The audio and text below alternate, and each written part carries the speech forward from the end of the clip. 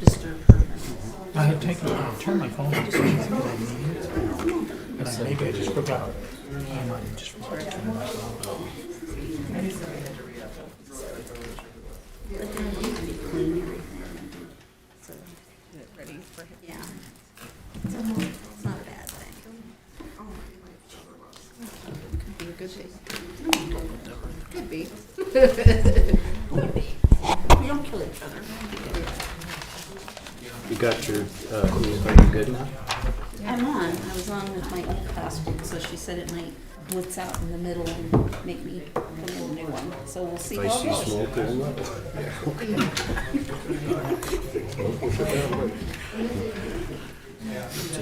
That's how you know stuff's broke. It's electronic smoke. Put smoke in it. Did you see that video of that? Those Brendan Taylor on fire? Yes, I did. Several of them, even one car. Yeah, one car got on top fire on the road, but he just lit it, burnt the whole town. Oh, yeah. So,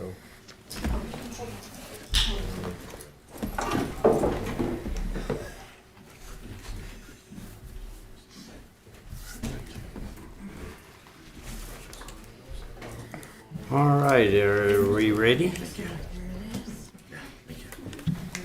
6 o'clock having arrived, I'll call this work session to order. And tonight's work session is about towing, wrecking, salvage yards, storage yards, definition, and fencing. And I'll turn the floor over to you, Community Development Director Louis Liscano. Thank you, Mayor. We Pull the microphone up pretty close. we were going through the ordinance, and we were gonna do half of the wrecker services at one time, and then the other half.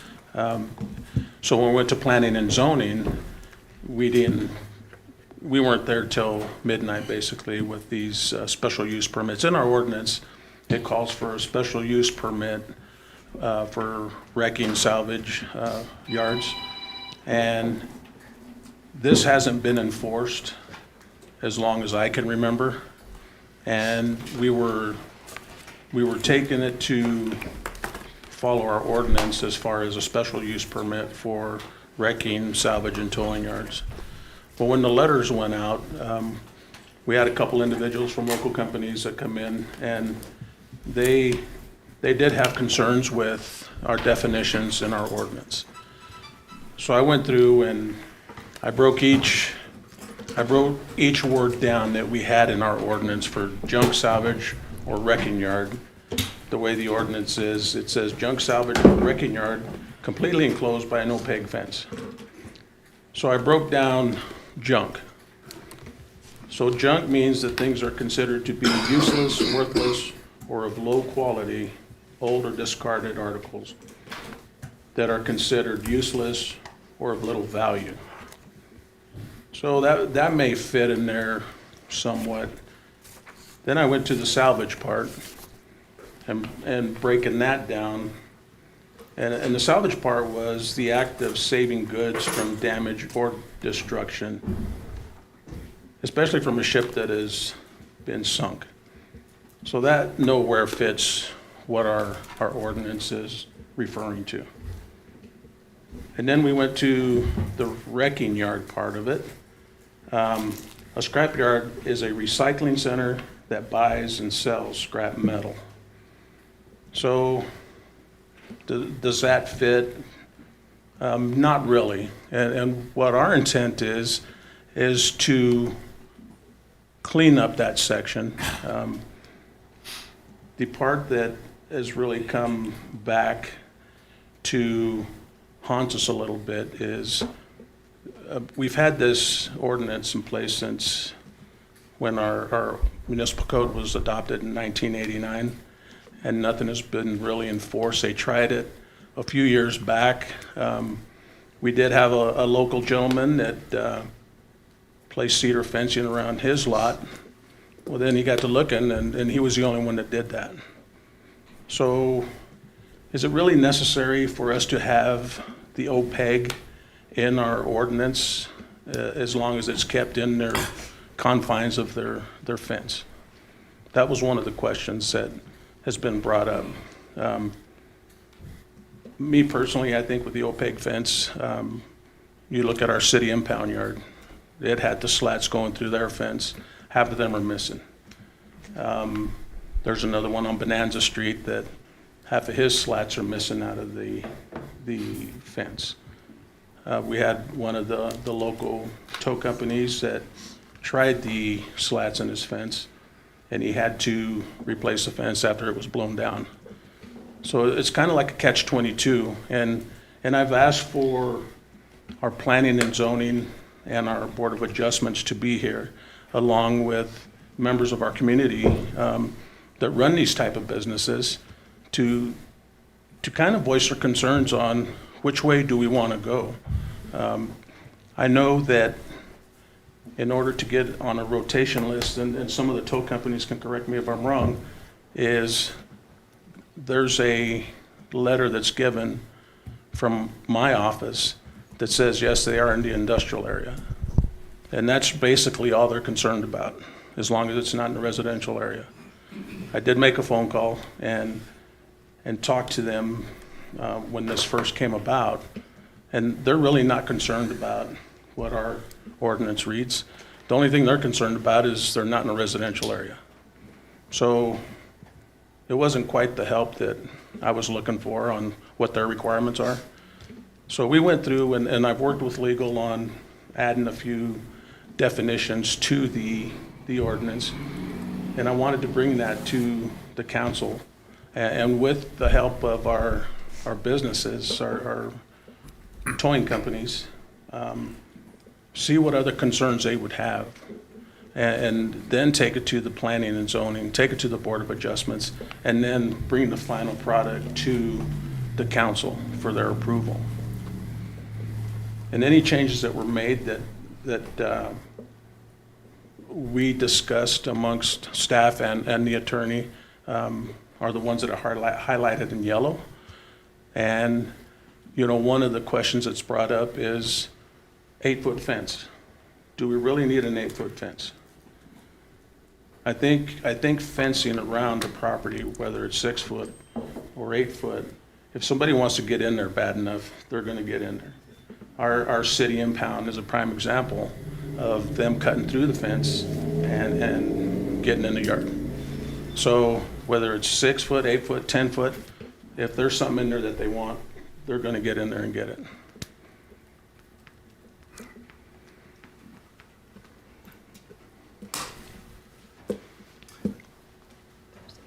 I will just say this, I owned a part of the industrial area, and I remember when this fencing issue came up several times.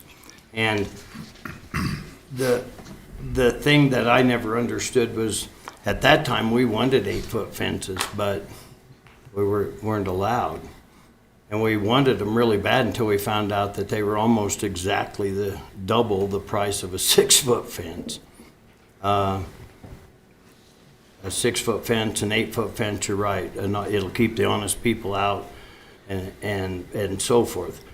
But when you start filling them in, I remember when the city was pretty adamant that we were all going to do that, and it was, at that time, it was hundreds of thousands, if not millions of dollars worth of fencing that would be required to do the entire industrial area. I remember the city put slats in their lot, and 2-3 days later that fence was laying on the ground because they didn't put in thick enough poles or the right frequency of poles and such like that. Just from my own perspective, my own experience was when we, if you'd have an opaque fence where you couldn't see through it, you know, then they don't steal the mirror off your car, they steal the transmission out of your car because they have time.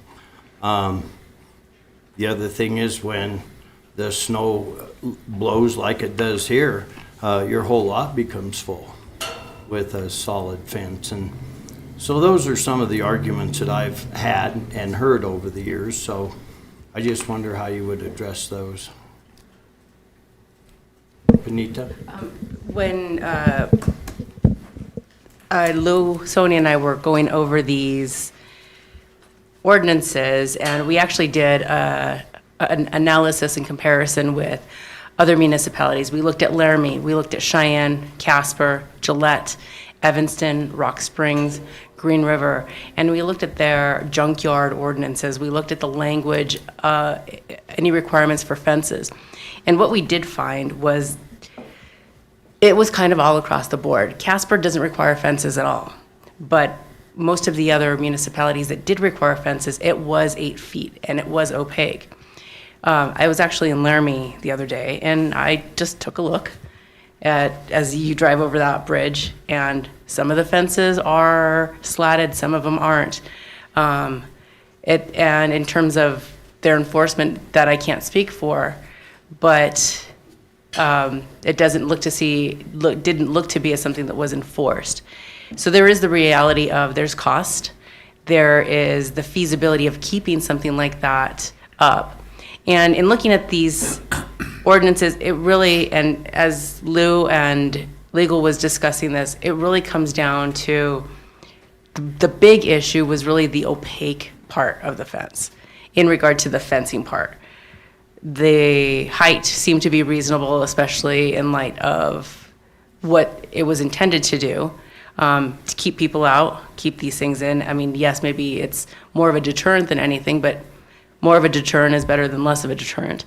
And then it's just the opacity in regard to the fences. In regard to the definitions of junk, impound, junk salvage yard, we tried to clarify those definitions as to what will make more sense, make it easier to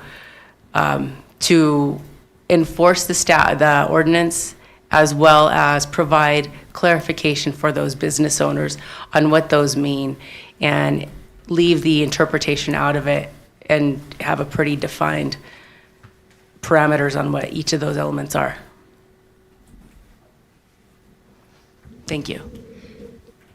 Well, the height of the fence, to me, is just an issue of, if somebody's gonna sneak in there, they're gonna sue you for breaking their arm after falling 6 foot, or they're gonna sue you for breaking both arms after falling 8 foot. I mean, it's not gonna keep them out. The height of it, all it does to me is almost doubles the expense of the fence.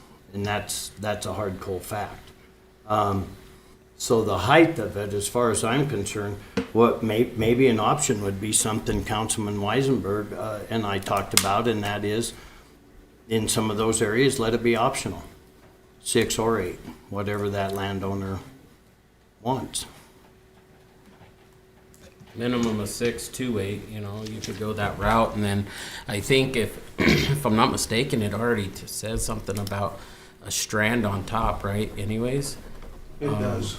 So if they did something at 6 foot and put that strand on top, that's almost putting it to 8 foot, 7 foot probably, so I think an option there would be better to give than just strictly saying 8 foot and doubling their cost, right, at that point in time.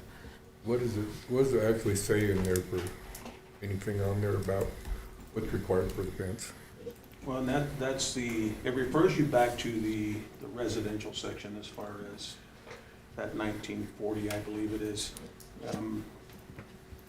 I would personally think that we should have a separate fencing for C1, C2, and the industrial, instead of referencing back to the residential area. Absolutely. agree. Keeps it clean. Go one section. More and relevant. Yeah, and go one section and here you go. You got different quality of fence and everything. Absolutely, yeah. And that's a lot of people don't understand that when you, like you said, Councilman Seeloff said, the quality of fence is different when you go from residential to commercial. Thicker posts, gauging wise on the fencing itself, everything else. So if we could separate that out, it'd be a lot easier to understand, and the requirements are there. It's not you follow this way or that way. It's black and white at that point in time. Vice Mayor Wells, or She said, Sanger. Midnight already. Yeah, good. Not as cute as she I'm is. practicing. Let's be okay here. The question I have is, the ordinance itself, 1904-030, has a purpose for the total ordinance. When you get down to where they're referring to fencing, was there a purpose that they originally generated for why they wanted it to be 8 feet or why they wanted it to be opaque? Because if you go on the web and look up hurricane fencing, it's what we call chain link. So clearly they believe that that's supposed to allow the air to go through it, but when you stick something in it, now you've eliminated that possibility, and then you just go pick your fence up because it's going to be laying on the ground, unless you used oil field drilling pipe to put your fence in, which my fence is like that. So if it's going to blow over, I'm going to be in big trouble anyhow because the house is going to go with it. So is there anything in the ordinance in its entirety that speaks to why the 8-foot fence and why the opaque? There is not, and I've done research on that to see why we had 8 foot specified for, say, the industrial area. Why is it opaque? Nothing that I could find previously is really spelled out. Okay. Were you able to find anything out on the government, their standards of the salvage yards and that happen to have just opaque fences? I didn't do any research on that. Because I think that's all under federal government. That ain't under us, is why they're requiring opaque fence. That's when they buy 80 through it and beautified it and everything else. That was part of the deal on that. The government required opaque fences for any salvage or any of that within so many feet of the highway for thoroughfares. I know the gentleman in Laramie she was talking to, they talked to their southbound 287, they were going out Laramie. He was going by the property next to him towards the highway. I was talking to him and he said that his attorney told him he couldn't because he couldn't put anything on there without putting a solid opaque fence around all it and everything else. So he's just outside of the distance where he has to be. So, And I think that would, you know, if any of the wrecking services that are here, if they would know on any of that information, I'd be all ears to sit and visit with them to see what we could find. Vice Mayor Singer? The other question, to piggyback off what Bruce had said, we have the same problem with Cedar Street and then the buildings that are right down behind what was Jerry's Donuts. That property, for some reason or another, the state had required something specific in regards to being able to view down inside that property from a state highway. So if the federal government has rules, I'm sure the state has something about what can be viewed from their roadway, since Cedar Street is their roadway. So I would piggyback on that the and state say, should be following by whatever the government yeah, follows. so whatever they're requiring. And I'm curious if that's how we ended up having opaque fences that are 8 feet tall. Is that at some point or another, the state highway said you'd have to do this, and so the city said, well, let's just make it all the same. And it may not be that way. You can do it different in your industrial area because it does not sit on a state road and it's not on not on a freeway. So it might be different in that respect. Richard? A couple things on your clarification of the fencing and that was a Lady Bird Johnson Act that required it to hide the junkyards along the interstate.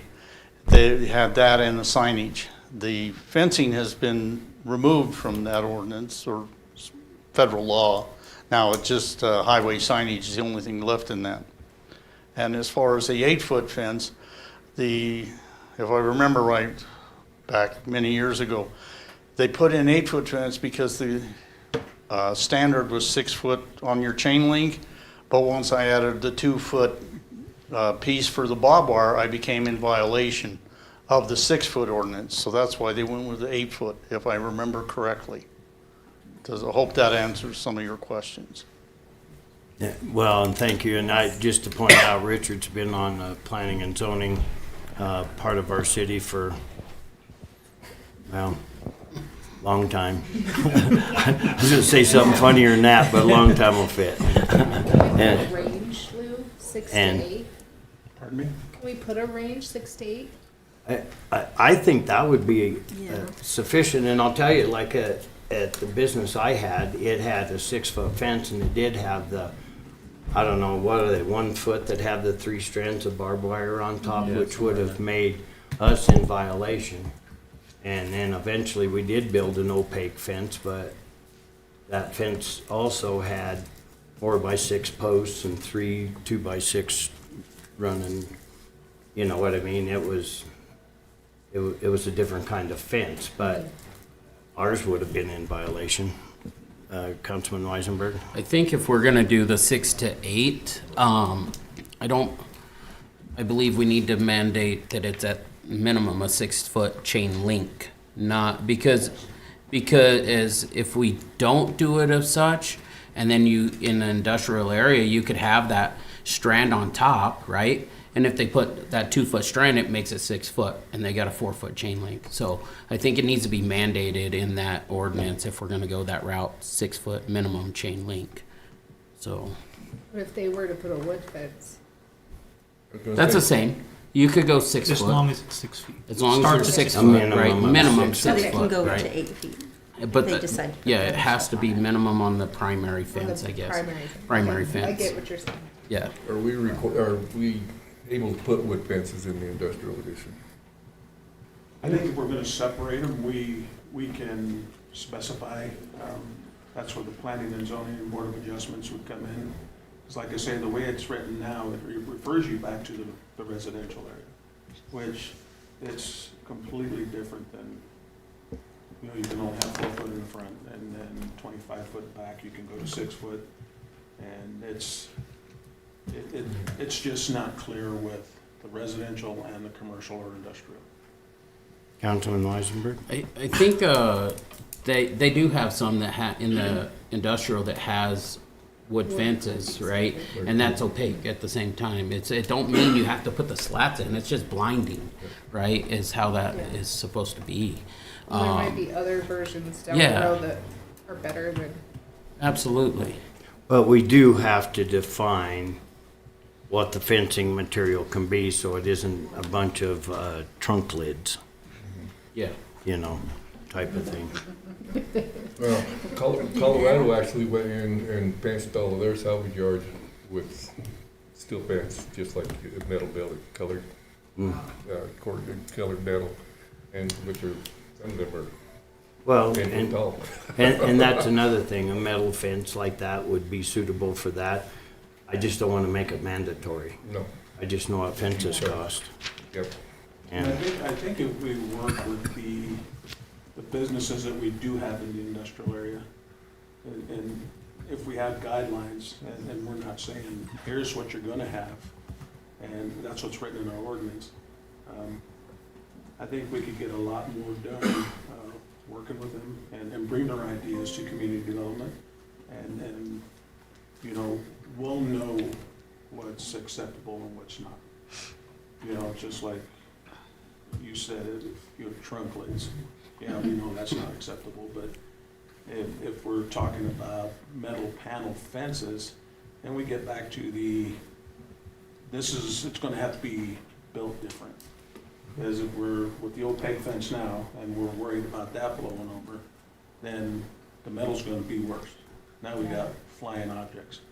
So it's a fine line, I think, and that's why I wanted to get everybody together, is we can come up with ideas which is suitable for the city, suitable for the businesses, and work hand in hand with this, rather than, these are our guidelines, here's what you have to have. No, bring me your idea, and we'll research it. If it works, then we're not opposed to it. well, building materials change all the time also. I think most of the people I see in this room that I know, their main concern was having to have one of two things, the 8-foot fence, mandatory as well as having the opaque fence, because, you know, there's several of them here that have literally thousands of feet of fence to go by if that's the case, and that, you're talking tremendous amount of I money. think a majority, if not all, have chain link fence now. And, you know, if we adjust it to where we can say the chain link fence, no opaque, then, you know, it's a win-win right there, and we can keep the material of the vehicles in their yard. It'd be a good deal for the city. Stan, you had something? Stan Bug, Board of Adjustments Chairman. Here, it's been more than a year ago. We went through this same scenario with a record business on Cedar Street, and it was determined they had to have an 8-foot fence with the blinding of the, whatever you want to call it. Well, we had made a promise with them if they did the 6-foot with wire above it, not bob wire, just stringed wire to comprise their 8-foot fence, we would allow that. But of course, neither one have been done. So we did make a scenario for them that if they did the 6-foot with the wire above it to create their 8-foot, that we would allow that. And I can't remember, I think we decided they did not have to have the opaque. I don't know if you remember that or not, Bruce? I don't remember the city attorney at that time came in and said that we could take the opaque out. Yeah, we could take the opaque out, but neither one of them have been done, period. So, but anyhow, just there's a remembrance that we did go through this and nothing was ever done. Well, on the 8-foot part and the opaque part, if we can, you know, make the 8-foot part not mandatory, six mandatory, 2 8, and then get rid of the opaque part of it, I think we could cure a lot of the problems we're having with some of these folks, and I totally understand where they're coming from. Well, part of that is, and I understand what you're going there, but I think the reason for the 8-foot is what you see. On Cedar Street, you're going to see a lot in it. It looks like junk. You know, when we're trying to beautify our town and make it look better, and we're not going to do that with, you know, these junkyards on the main street. I see now there's another one in the place where Budweiser was now, and clear out to the street, and it looks terrible. I'm sorry, I don't have nothing against the business, but, you know, what are we trying to show for our town? We're trying to attract people in, so. Well, but I think a 12-foot fence wouldn't cover that one, honestly. Right. You'd still be able to see it. But anyway, Councilman Weisenberg. I want to be very clear. The last thing I want to do is tell someone what to do with their own property, right? But the time that you have to say something is when it starts affecting the neighbor's value at the same time, and start putting stuff in order, okay? I believe in opaque fences in certain aspects of things, right? If I was a building or a developer coming in, as Starbucks did, right, and come in here, and I had to look out my back door and see an industrial area that looks of what it does right now, I would not want to build there.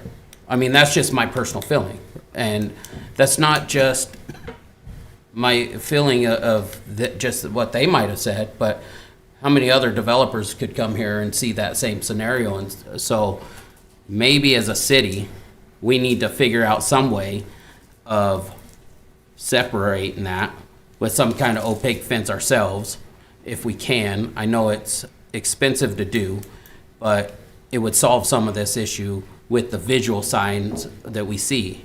Because it is, I mean, everybody, I point to it all the time. We have some on the back wall back there. We've come up with a plan as a council prior to this last council sitting, and beautification is a huge thing that we've come to. Well, how do you beautify a city if you don't take care of them issues? And so we have to do something ourselves if we're gonna allow this too.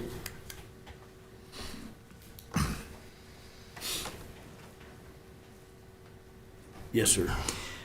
So at this point, it would be beneficial for Lou to be able to sit with them and come up with a presentation that they can bring that is both acceptable to them and acceptable to the city. I think that that would be the best benefit. We know when one person makes a decision, it's their decision. When you get a group of people together, you're talking about a much larger, generally better decision.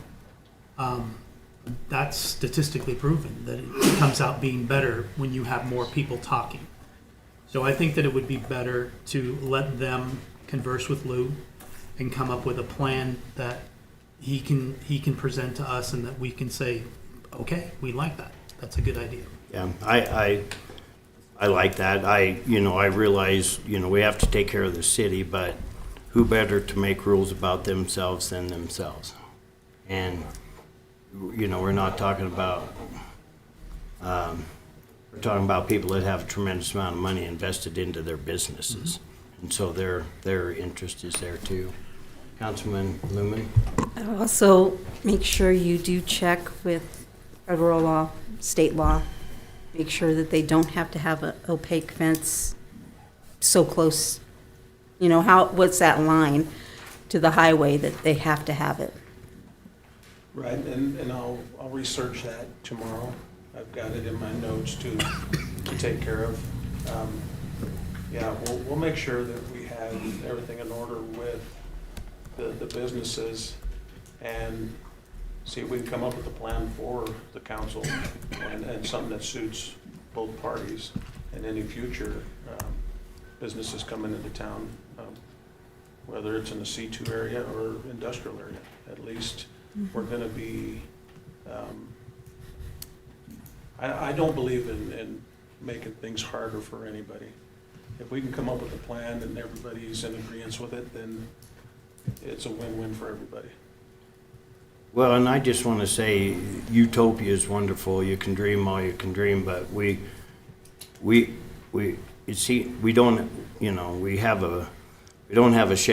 champagne taste and beer budget sometimes, and we expect more than what's possible. And I do believe that these places should have fences for their protection as well as other people's protection. The type and the kind, it's just that, I've had some experience with that, and we live in a the wind blew locomotives off the track in Laramie 2 years ago. That's where we live. So we have to make special adjustments for that. And I think with the businesses that I've been dealing with, they're not opposed to the fence. In fact, like I said, I bet 99% of them have fences up already. And that's not the issue. The issue would be the height and the opaque. Do you feel more comfortable moving forward now that you've visited with us? I do, and with the board or the businesses that we have here, I'd be happy to set up a meeting with them and get everybody together and storm up ideas that we can come up with.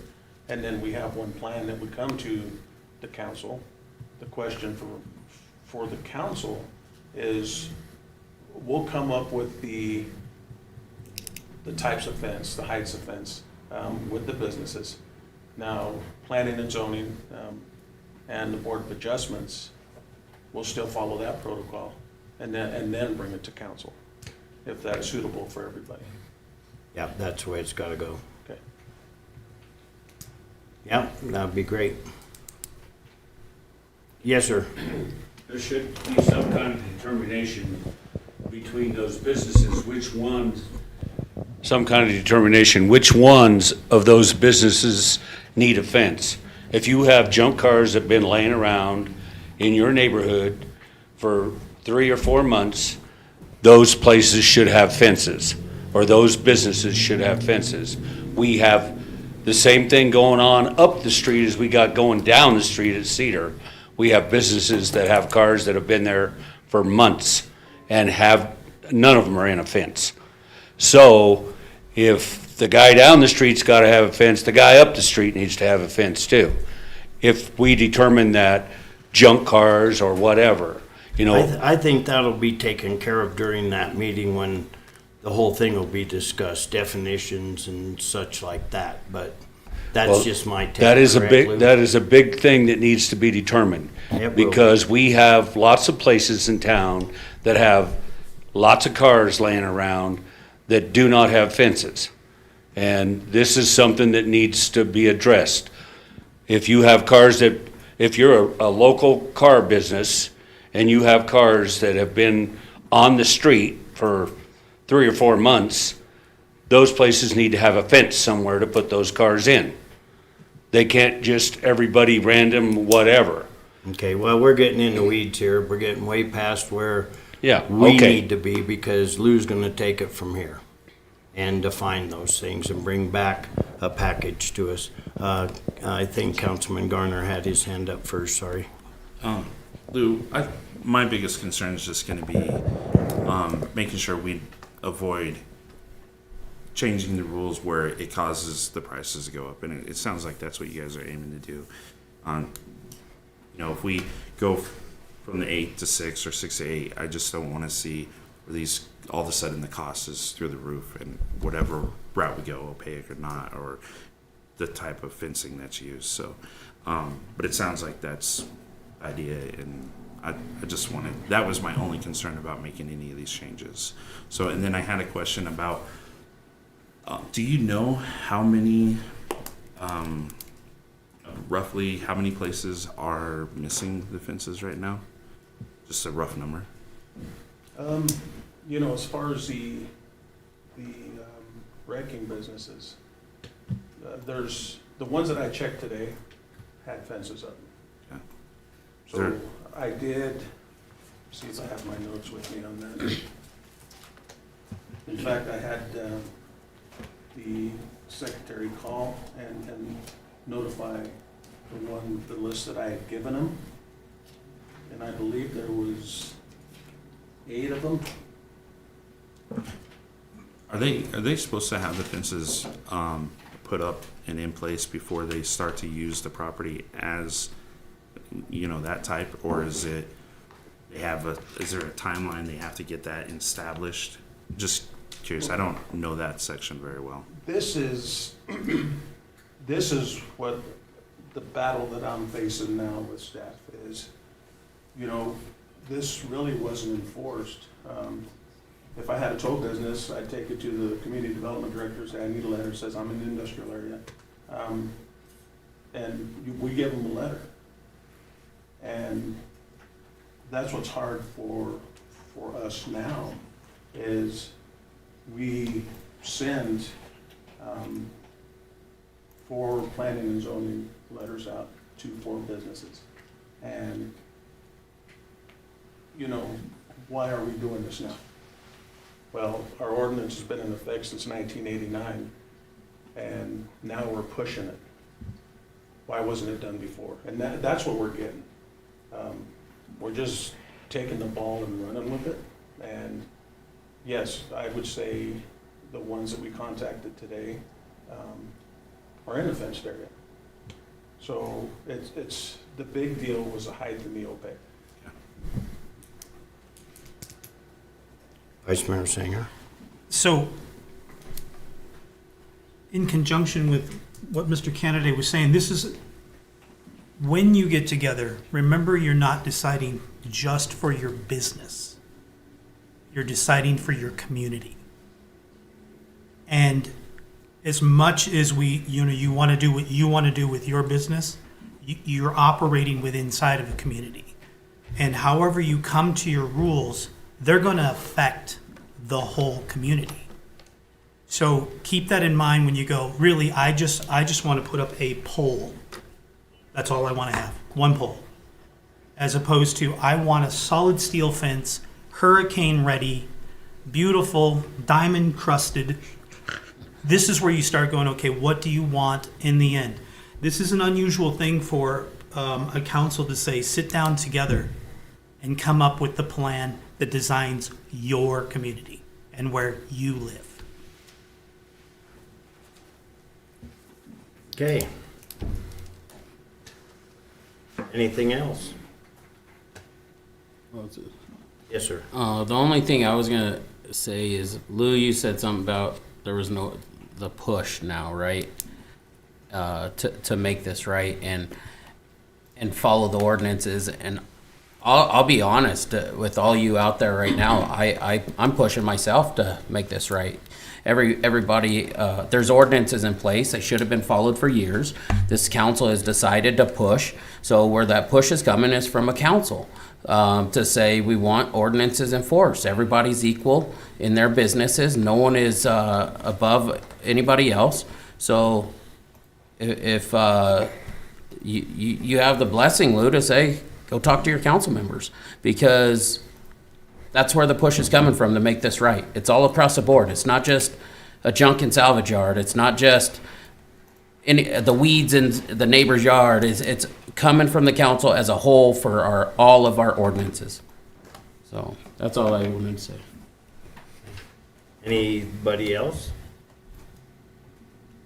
Okay, we will take a break until 7:30 when our regular council meeting starts. Thank you to everybody that came. Thank you in advance for participating in coming up with a better situation to make it work for our community. Because we have problems there and we can fix them. Yes, sir. I have one question. How will, as landowners in the industrial area or landowners that need a fence, how will we be contacted to be, so we can be involved in this discussion about how this is going to work?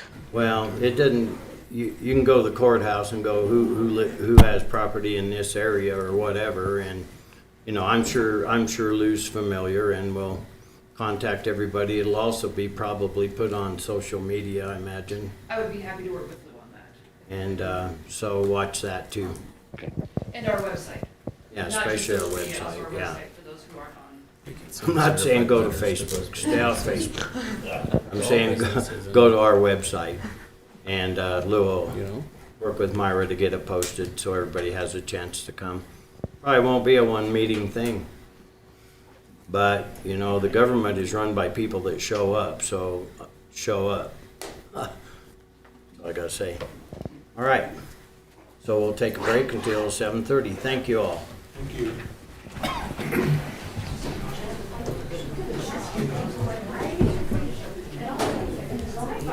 You talked to Travis Glenn?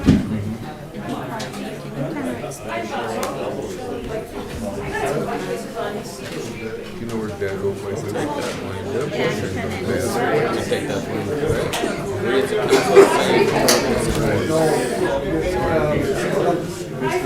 Well, first of all, let me tell you something. It is, Lou is really good for this. Everybody just loves yours. You guys out there.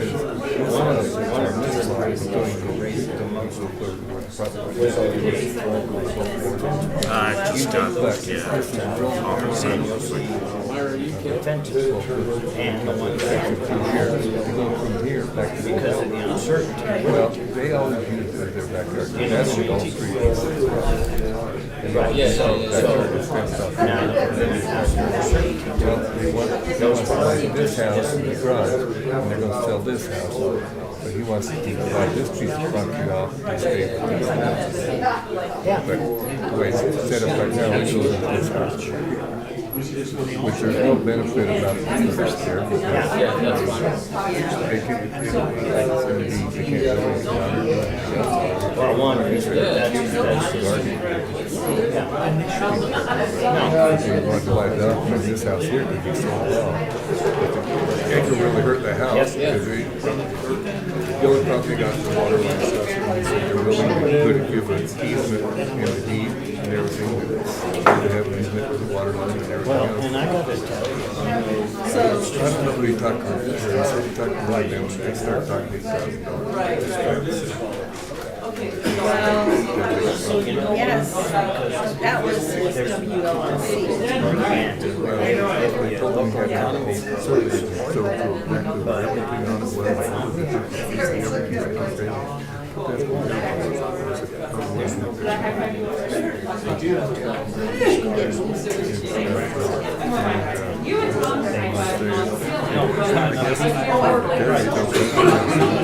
so, But like he said, he doesn't want to. Doesn't want to see you do that.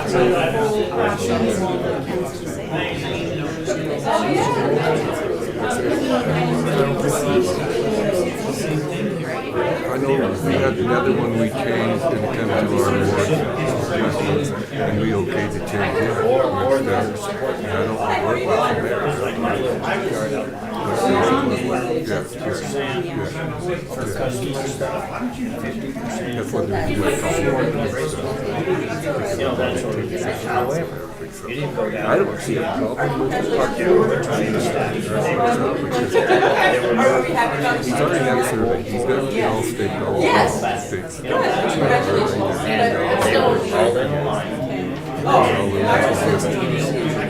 There's four boys that are trying to buy property up. He's trying to buy the house.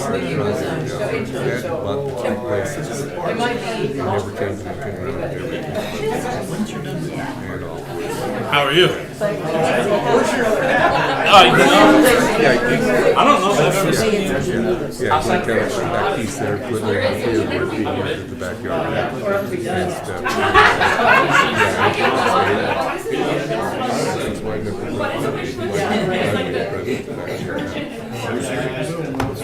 It's the same thing there.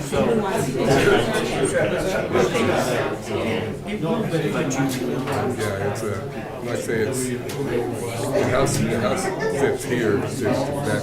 It's only even wide as half the house. The house property comes over like this here. Real weird outside of it. It's real weird. And The thing is, it's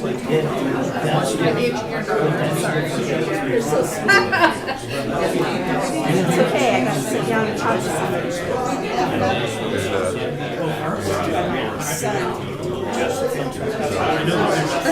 like I say, I don't.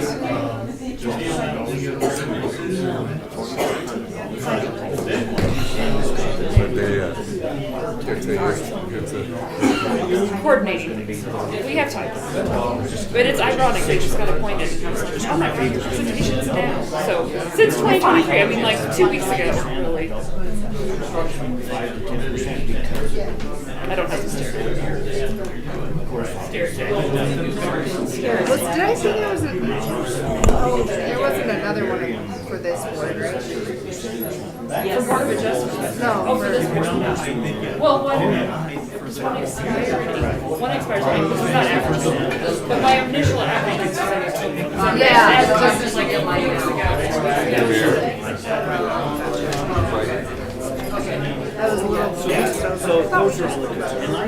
Yeah, but my new action is yeah, I didn't. I'm not.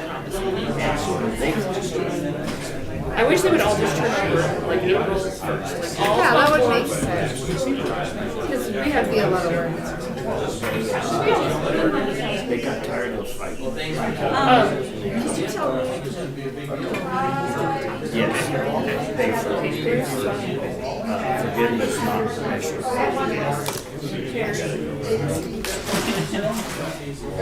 want to hear. Do you want to hear? Anyway, it's, this could have been a very scary thing here. I talked to everyone, I would say what I said. And it isn't because they talked me into it, it's because I lived through it.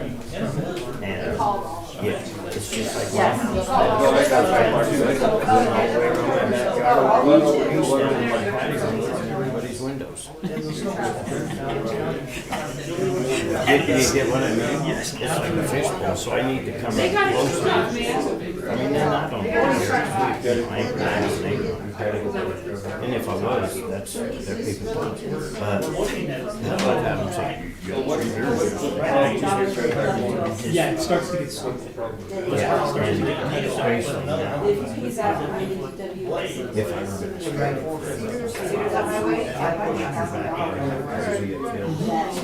mine was now because it's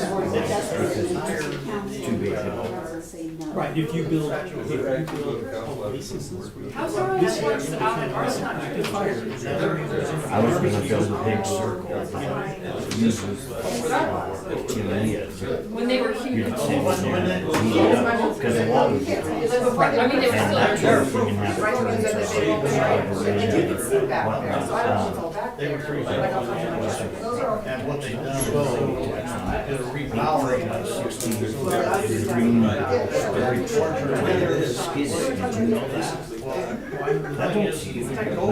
I just looked. Here's all 7 of them, that you guys just signed. That's why we had to sign them so rushed, because they got appointed at the last meeting.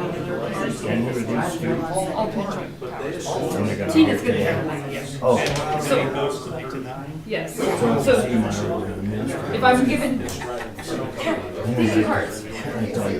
Well, see, the thing is, Did you call it your vice mayor? he does that on occasion. It's okay. I'm gonna start calling you vice mayor. I do it back and forth, and In then the county, Or I one day I could was BMW. because you need that extra 10%. So it's not, I call it a brief, so they call it follow. They showed us that you want. remember my own name. Out of balance. So this came down.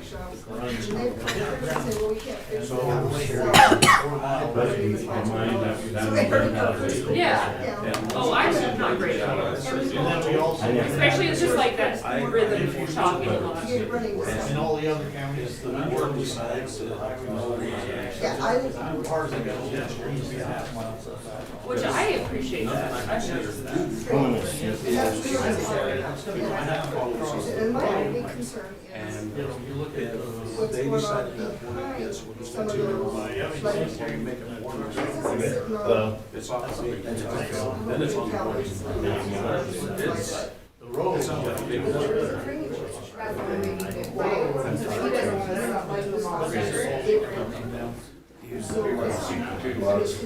Well, it's just like So we came over, we did make some changes. We talked about as long as we start the process.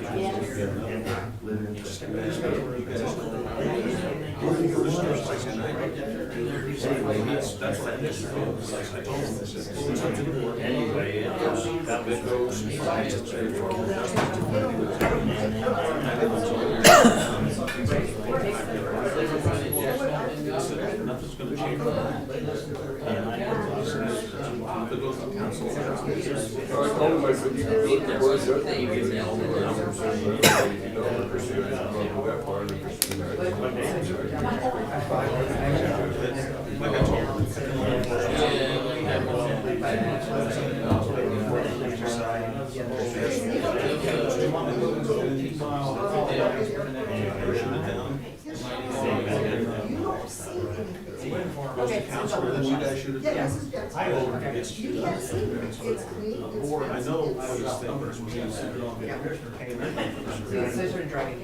and, but. big farm was in the Look, migration. it's all these guys. There's a place like that.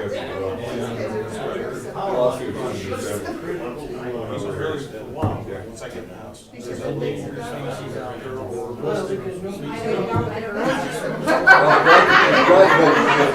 just one little piece of rock back there.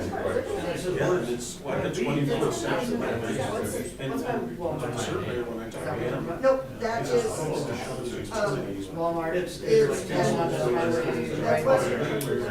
I says, well, he took that to my dad, and he said, we checked with him for help. I mean, what was it?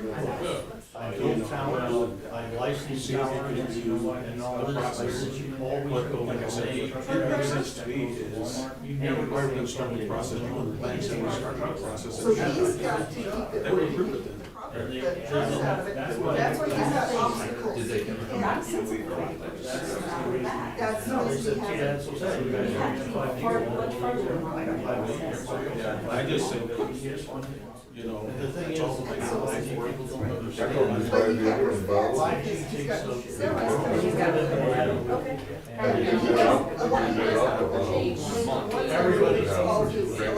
So this tower here can pass. I've got the interstate, well, I said, 1,000 people within the law. That was all. Oh, yeah, it's a mess. You should see us trying to give it. That's so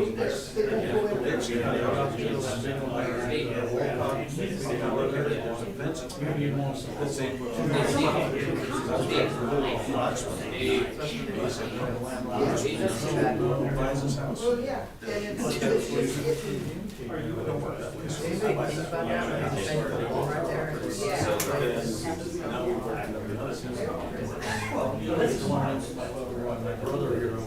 Day to day.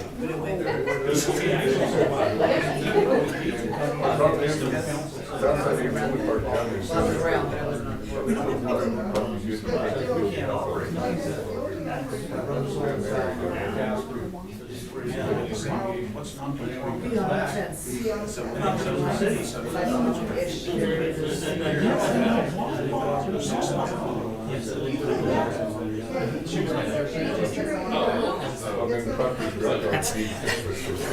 That's what that was. I had that woman here. She would tell You couldn't think of property value and stuff like that. That surprised me when I first started seeing it. Because the way the law was, so we changed it now, you can. So we have property value. Now go in and fight with it's messy. It's good to know.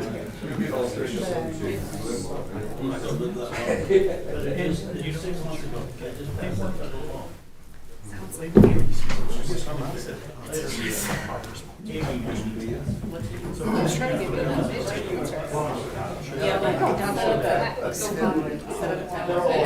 Just walk around. So you usually have adjustments. Yeah, don't figure out a plan for it.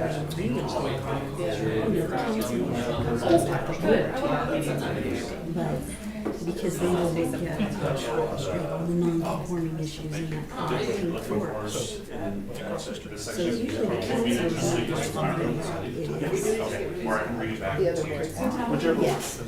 council thanks.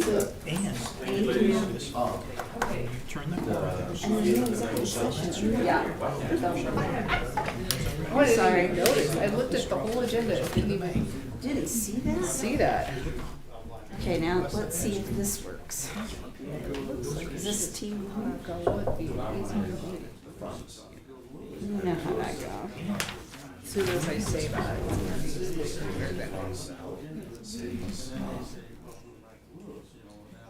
Now, was that because It's my old password. you used to drive down the street? I give up. Yeah.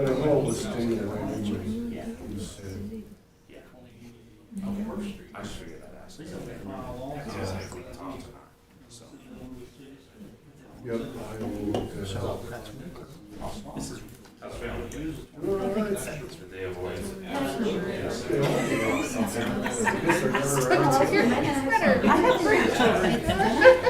She was busy. Oh, little butterfly.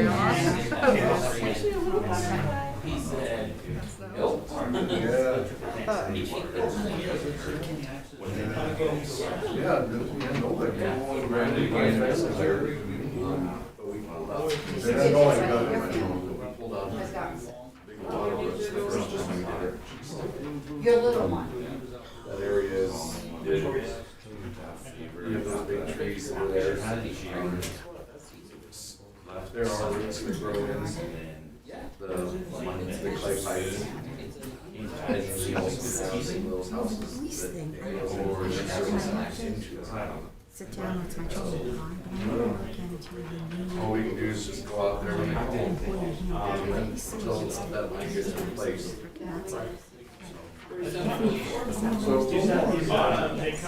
So those clay lines along the high street. They're all we are. So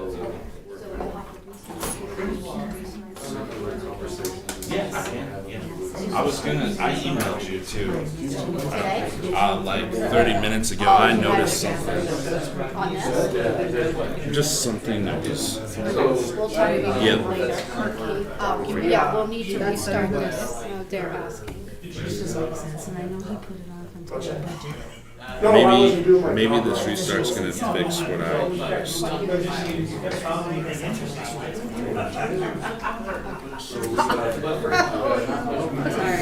But I do know please, it's part of the money. I would like to add Well, it's there, it's where it goes. we want Okay, so then 50%. Police officers then but it takes you 2 to 3 years to get somebody to trust the workplace. See, because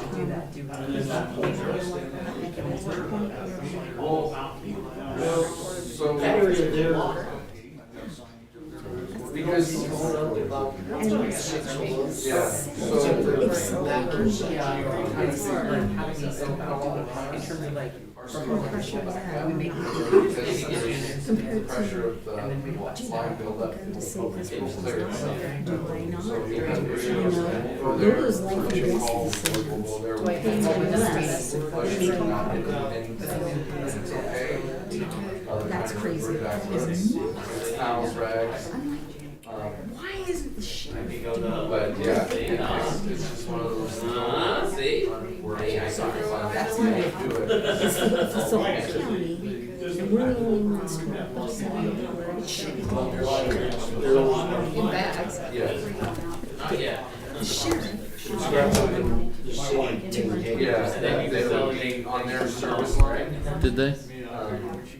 Preferably. I was just thinking about these. Property that way you don't dig up the street. Did they mute them after that meeting? Or I never heard it. Did they Now, want where? Mike's. Oh, I didn't know. Yeah, I was just curious. I I didn't want to stream over and actually how things work, and then have it blow somebody's ear out. In the,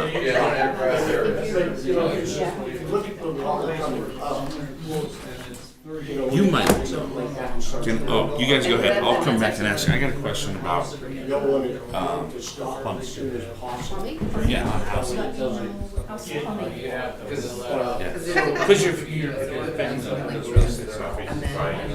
I might have been. Where you go? Oh.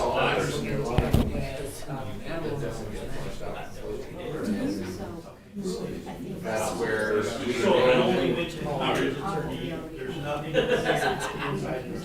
Right. Right. And as soon as the line breaks, you know, once we get the blockage, once it drains. And so, you know, I was talking to her the newest one says that it has to have 2 cans. One goes in towards the house, towards the main.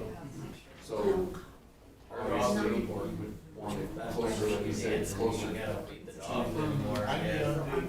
the street on their property, or closest to, like, close to an alley on their property, not in the house. That way it doesn't go all the way onto their property and have that issue. It's just right now, it's not there. Correct.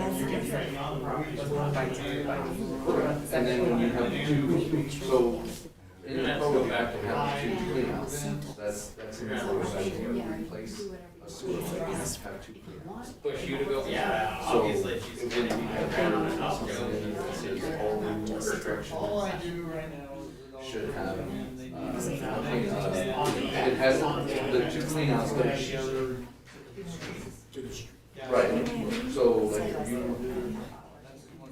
if you're replacing the line, it's not gonna be now, it has to have 2 cleanouts, and then put it into the And I know that would have to be nice. backflow to keep it as well. So if they're replacing their sewer line, and you're in there, might as well, because it says to put it in there. And a lot of times, like, that particular area, the houses that are on the north side are above the main. The houses on the south side are, you know, a lot lower. And then you have basement. Now you're even lower. Because the basement's separate. Concise way to do it. So, yeah, so that.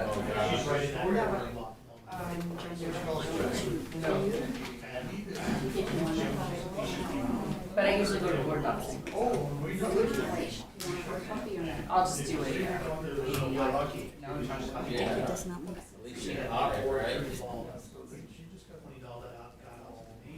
And then.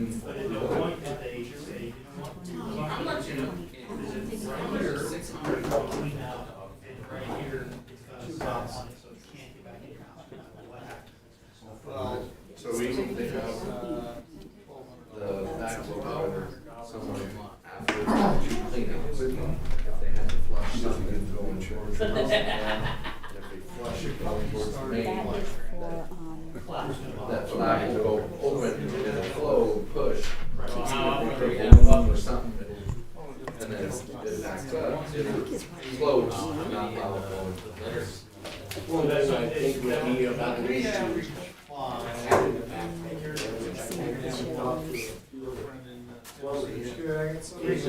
There ends up being, say, they put a backflow stand between the mains and the backflow container. It'll look all plugs it up. The only conditions that we have to do that, it's not on the main line, so it's not all is having to go through a backflow. Because it's just basically a backflow spring. And if they purchase, it does the same exact thing, you turn it on, because it uses a power vent, just a thing that shines all the furnace, before your furnace comes on. What's got a little air valve on the side of it, that says, you're going to use your furnace, you need air. And we can just pop those in, as long as that's running. If everything I see is sticking to it. Shuts off for another Or if you do the sliding thing when you say something, somebody. So it does the same exact thing. But if there's a plug further Yeah, up, ex-husbands, I I don't see where there's a problem. Snakes, that's good. Big flats go wider when the, it'll set down on the line. So when it comes back, that's how parts they're not doing, the passing is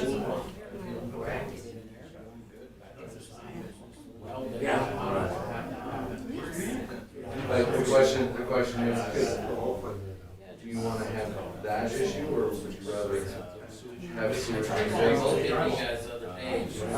No big deal. Well, no. Yeah, no, I get Right. So, and also when somebody calls, how we figure out where, Yeah, which manhole to go to. So, if your house is here, I mean, that big, so we're gonna go down the street, we're gonna go to that first manhole. If this house is the one that's called, we're gonna go with this manhole, the first one right here. If you go down the manhole up there, got sewer, filled up the sewer, and it's not flowing, then we go down to the next one. Now, it tells us the clock is somewhere down there, and if we, and there's times where we opened up another manhole and that one's like, so we have to go down to the next one. Until you open it up, like that one, the first one, we call, there's a manhole, just down from the house. So their house is the last half on that one, this manhole here. So we opened up that manhole, it was full, then we went down to the next one, and it was just a trick, Gary. You saw it, it was fun. and then he just reaches down. Yeah, that's right. Because he was done. He was done. That was not something. I was like, swing down, let me get out of here. But when you see that, That was actually what was sitting there.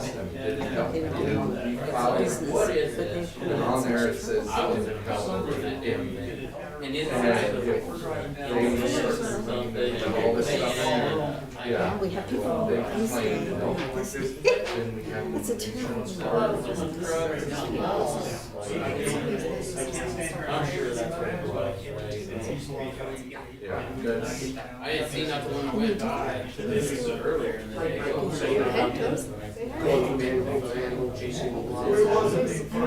Like, you know where the little off is? Yeah, there's certain things that need, because when I was at McDonald's, heat. It could be around the fryer kitchen back then, yeah. This one's couldn't go in the walk-in freezer. That's what he did. Couldn't use a box. Couldn't use a box. Nothing happens. Now we went down to the next round. Yeah, I'll look. Like, Quick work process.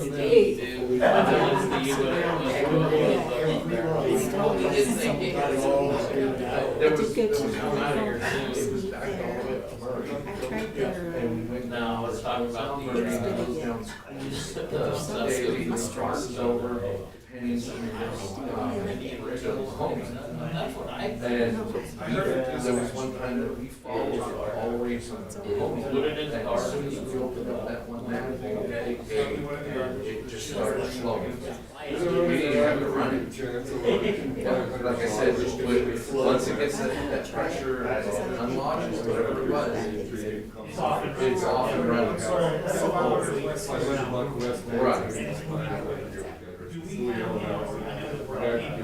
I think he's gonna.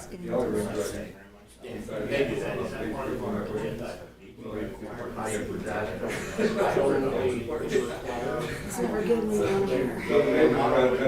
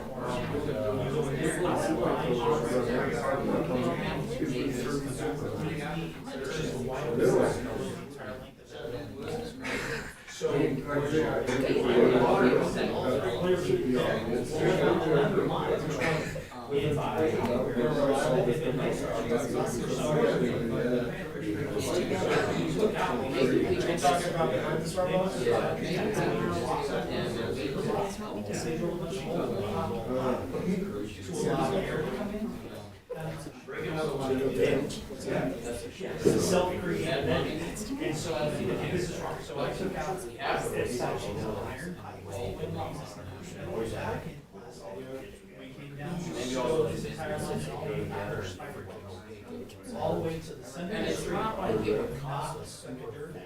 How do you feel about How long does it take? I'm thinking, really? No, it's not our Space for that. Well, yeah, that's the problem. When they come and look at that property, like I said, it's too big.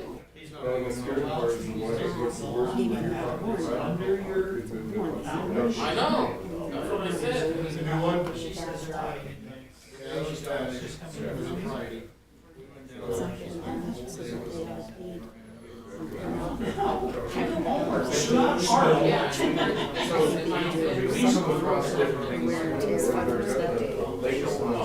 Yeah, well, I know, I've been Some of those guys aren't there, I mean, they're only there, especially during the winter, when it comes to. I think they're trying to get some every time they go.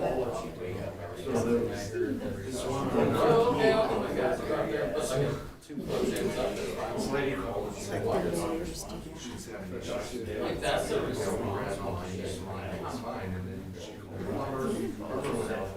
oh, I know.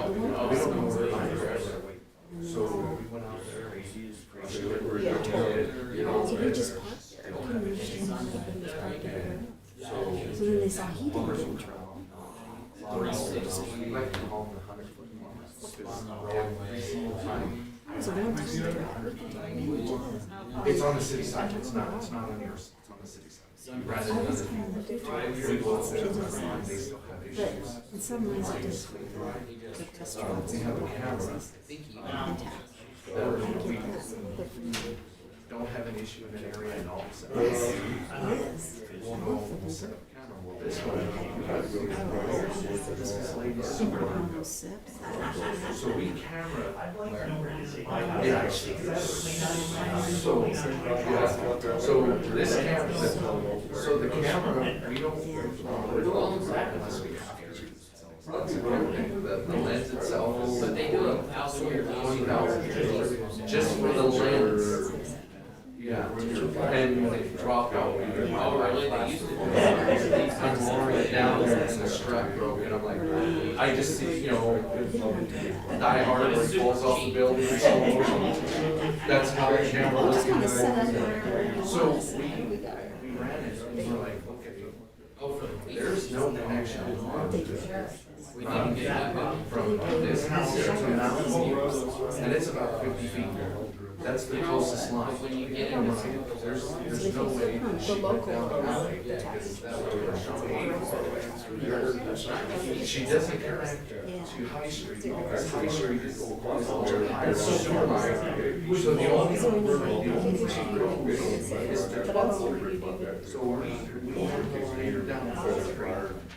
and we counted all of them. And we're like, okay, this happens. I had it up there, okay, so what you were asking is right here. And that's why everybody. I came across it, so if you look on it, so. It probably is on there after we start. It might be I hope. Yeah, go ahead, Lonnie. I have noticed somebody just connect. Well, they have. Are you in? I didn't even see this. Was that there? I put it there 5 minutes.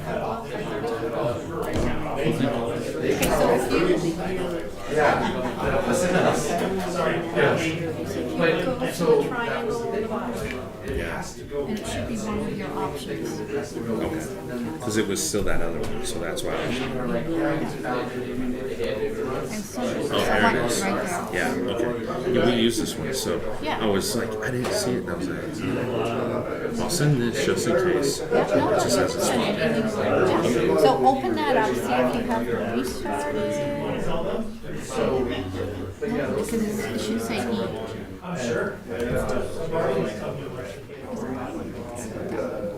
It keeps moving on us. Yeah, that's staying. Yeah. Yeah, this is what I did earlier. It's policy keeps that. I waited and waited. Okay, so let's. But this one wasn't here, so maybe with this coming Yeah, in, 'cause this this will is- start up there. yeah. Yeah, so. Okay, I'll just keep an eye on it. I'll keep doing it. That's why I sent that over. And I've already So, logged in, so okay, thank you. No, Lou brought this to me. I had some questions about the code, and this book's not available on our site. So So, we'll have to get this, I don't know. That's what I was curious about. Because I'll show you real quick. Let's see. Something to. right. I can't ever remember the website, so I just do this. Go here. Go into right here. Because if you just go in and you go on to government, it has it municipal code, so. Okay, so, oh wait. What did I search? And it Did references. we adopted the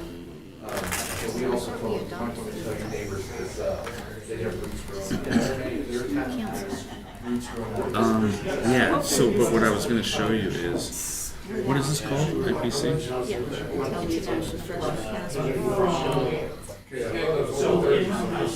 What is it? Maybe it's actually typed out there.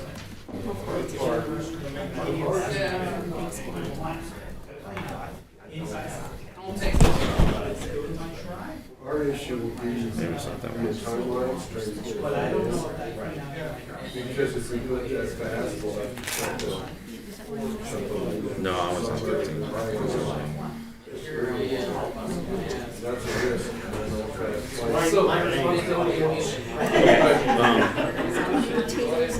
Yep, so we reference it, but you can't find this.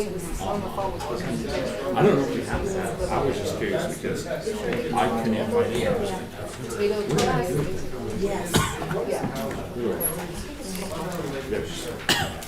Yeah, so I was just curious. He brought this to me so I could get what else. Thank you. Well, he's giving it, might probably be Monday. He's bringing. Somewhere just. We'll just put it under.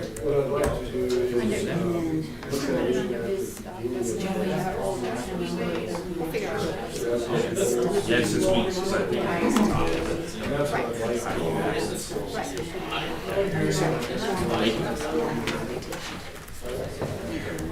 Locked out. No.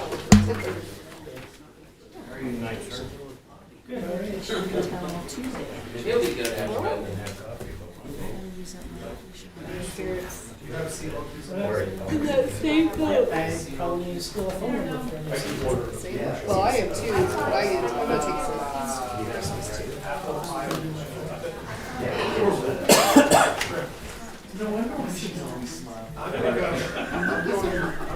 Good job, Al.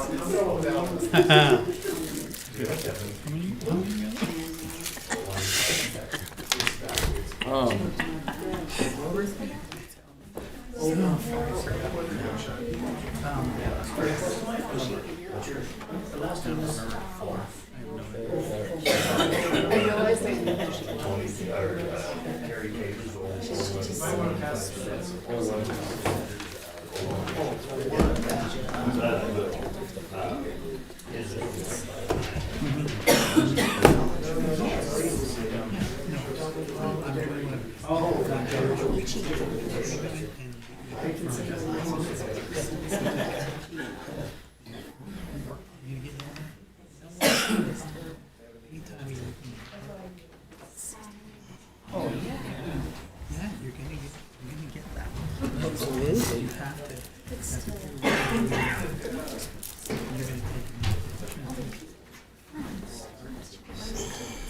Absolutely. No journey doesn't start without that first step. And then you're Yeah.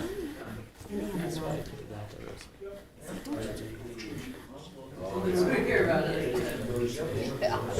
you drink. I mean, it took him about a year. That's like making it. The parents have said He said breaking it while breaking it. Today, Leave the chairman come first. Exactly. Exactly. what's gonna happen when that occurs tomorrow. Is it normal?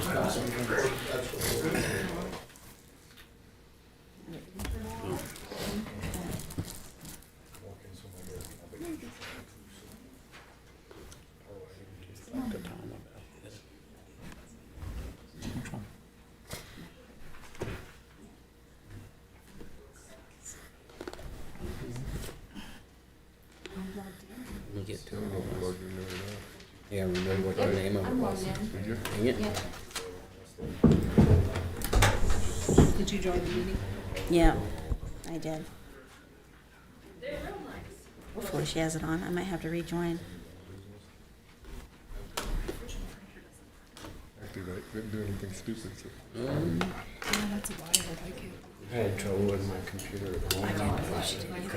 The internet and everything. Or somebody will quit. Or somebody down there. Debbie was having trouble with mine. My roaming profile is definitely not that fancy. All the computers, everything went back to the internet. Still better than nowadays. Well, and there's, It's like, Yeah, oh, there's some other things on there like that. Post, T-post, T-post. T-post, yeah, watch. I was at Casper and done the first part of it. So, yeah. Oh, here's the thing. And you would have never saw it. No, I would never trust her. You should be running the 1992. I remember. So I want to know if they get it for the kids, so they do. It's last month. We got a total by the end of that, and it's the same invoice number. He's gonna check into that. Tom. Okay. No, that was the one I was talking about. Is this one? Right here. T-post. The wrong card or something. Tell them I they need someone paying. That's a lot. we don't know if it's one or Yeah. Why? unless you can see, Yeah. call up the invoice number. Which is right here. There's two different invoices right here. But if it's more than one T-post, you're not gonna know that unless you can actually see the full invoice. Yeah, exactly. It's kind of odd, right? It is, but I'm making an assumption. Then it's more than one. I'm gonna hope so. Because it says screw, I'm gonna hope they didn't buy a single. What was the price there? I didn't see it. You just went by and it went. Where was that? It's down below. Oh, gosh. Are we ready to go? Yes, you can let me. I've already logged in, so you can log in. We still got 4 minutes, dude. Oh, right there. Oh, 5 pounds. No, it just, it was on top of the list, like right here. It said, Oh, right there. Thanks for putting What that the- there. I can see them. Oh, okay, you. I'm going to assume, right? But But it doesn't say screw $500. yeah, like this. So now. I just, when We'll ask Tom quick because he's got a minute. I noticed the last couple meetings. Hey, Tom. Doing Hey, Tom. tough. Tom. What's going on? We got a couple questions for you to look at, but not right now. Here, right here. Is this okay? And then you come here, but you come down here, it's 5 pounds. You come here, it's 1. What is going on? What it is It's an appeal number. So, it could be like 15 items, but you only get the top. So, That's all that it's showing, is just one. is that the same with Baumgars too? Because, T-Post is Posted $93. $93. Well, a lot of times you credit card, you got $100 charge and it's something frivolous at the top. Okay, I was like, what? There is a list, but it just picks the top. Do you want that, what I was talking to you about earlier? Here, it's right here. Right here. Do you got a little piece of paper? You just want invoice number? Is that? Is there a check number on there? Which one's a check number? This side, over here. Yeah. No, there's no check number, it's just, If you give me the vendor and then here, it's,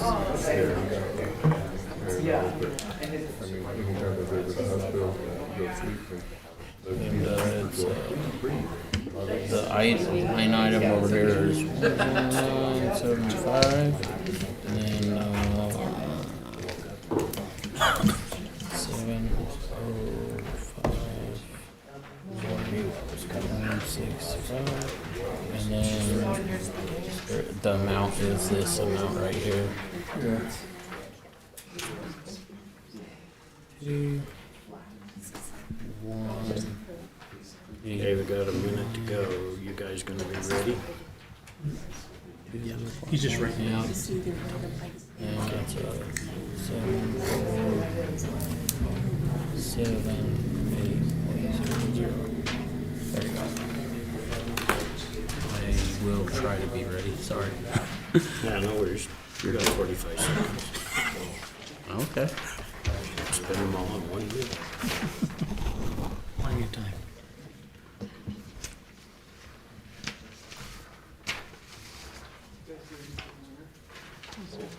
All right, is everybody ready?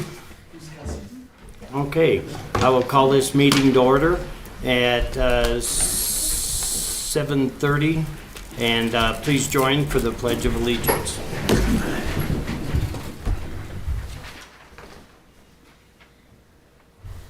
I pledge Allegiance to the flag of the United States of America and to the republic for which it stands, one nation, under God, indivisible, with liberty and justice for all.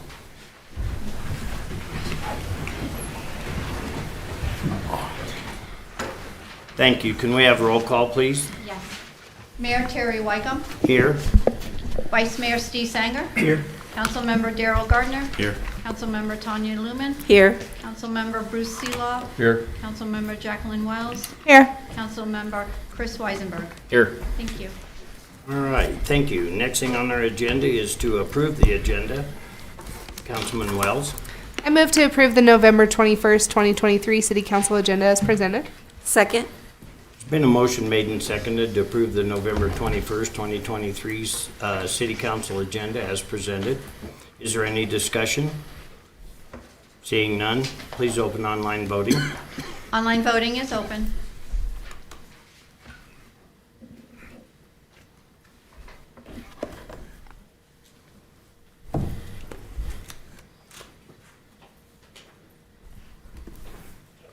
Online voting is closed. The motion passes with 7 yeas. All right, thank you. The next thing on our agenda is to pass the consent agenda, which is the minutes of November 7th, 2023, regular meeting, payroll of October 22nd, 2023 through November 4th, 2023, in the amount of $226,851.32, as well as the accounts payable for October 28, 2023 through November 15th, 2023 in the amount of $349,801.72. Councilman Weisenberg. I move to approve the city consent agenda of November 21st, 2023 as presented. Second. There's been a motion made and seconded to approve the consent agenda. of November 21st, 2023 is presented. Is there any discussion? Seeing none, please open online voting. Online voting is open.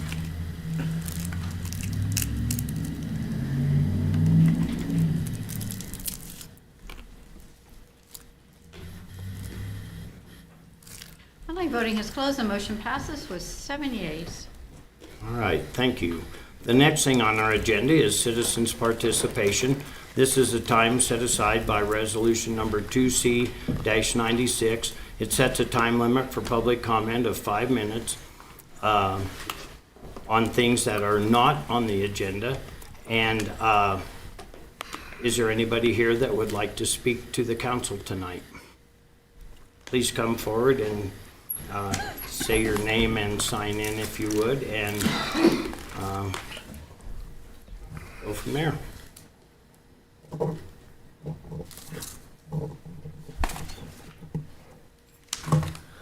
Council, Mayor, I've been paying attention to Colorado. Can you state your name and stuff? I'm sorry.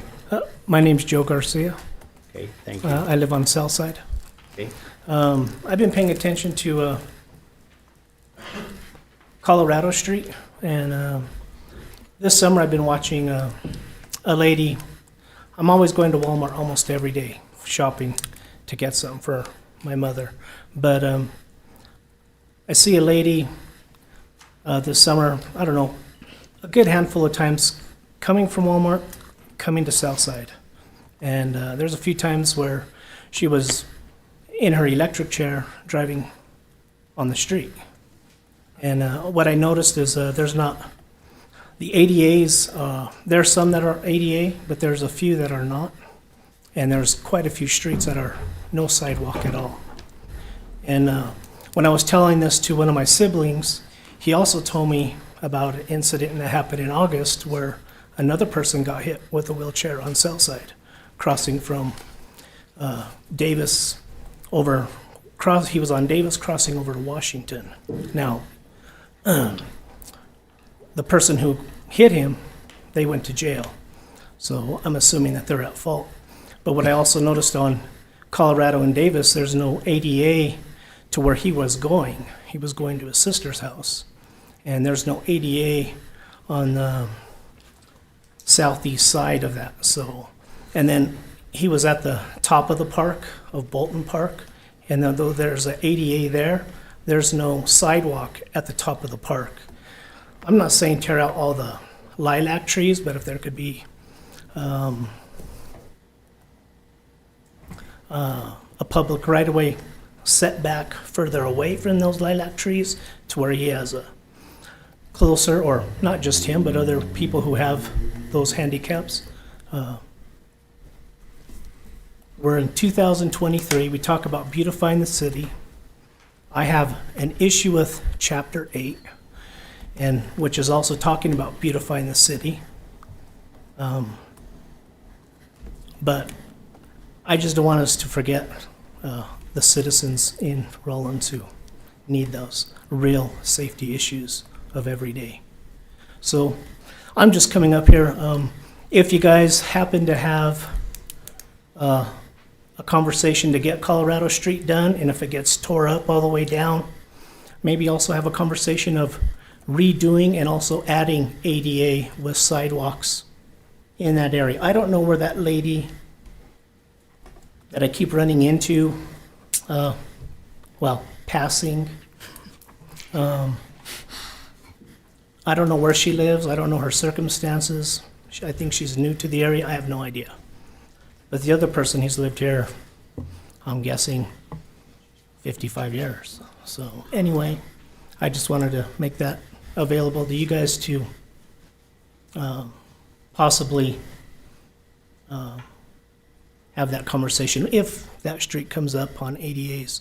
I know Davis, where he lives, his whole block he has ADAs but no sidewalk at all. So anyway, just wanted to bring that to your guys' attention. Okay, thank you. Thank you. Can you repeat the first street? Sorry, I didn't catch the streets. So it's Colorado Street. Okay, I got that one. And so basically from the, is it Colorado or is it Washington? I'm on south side, from the tunnel all the way up. Washington. Washington. Excuse me, not Colorado, Washington. Excuse me, Washington. We good on that one? Thanks. Yeah. So, and basically, so also, just real quick, you guys had a valley pan put in on Miller Street off of Washington, and there was no ADA in that. And when I started coming to city council meetings back in 2016, the last city manager was trying to put that in the, to upgrade to state specs, to follow those specs. So ADA would follow.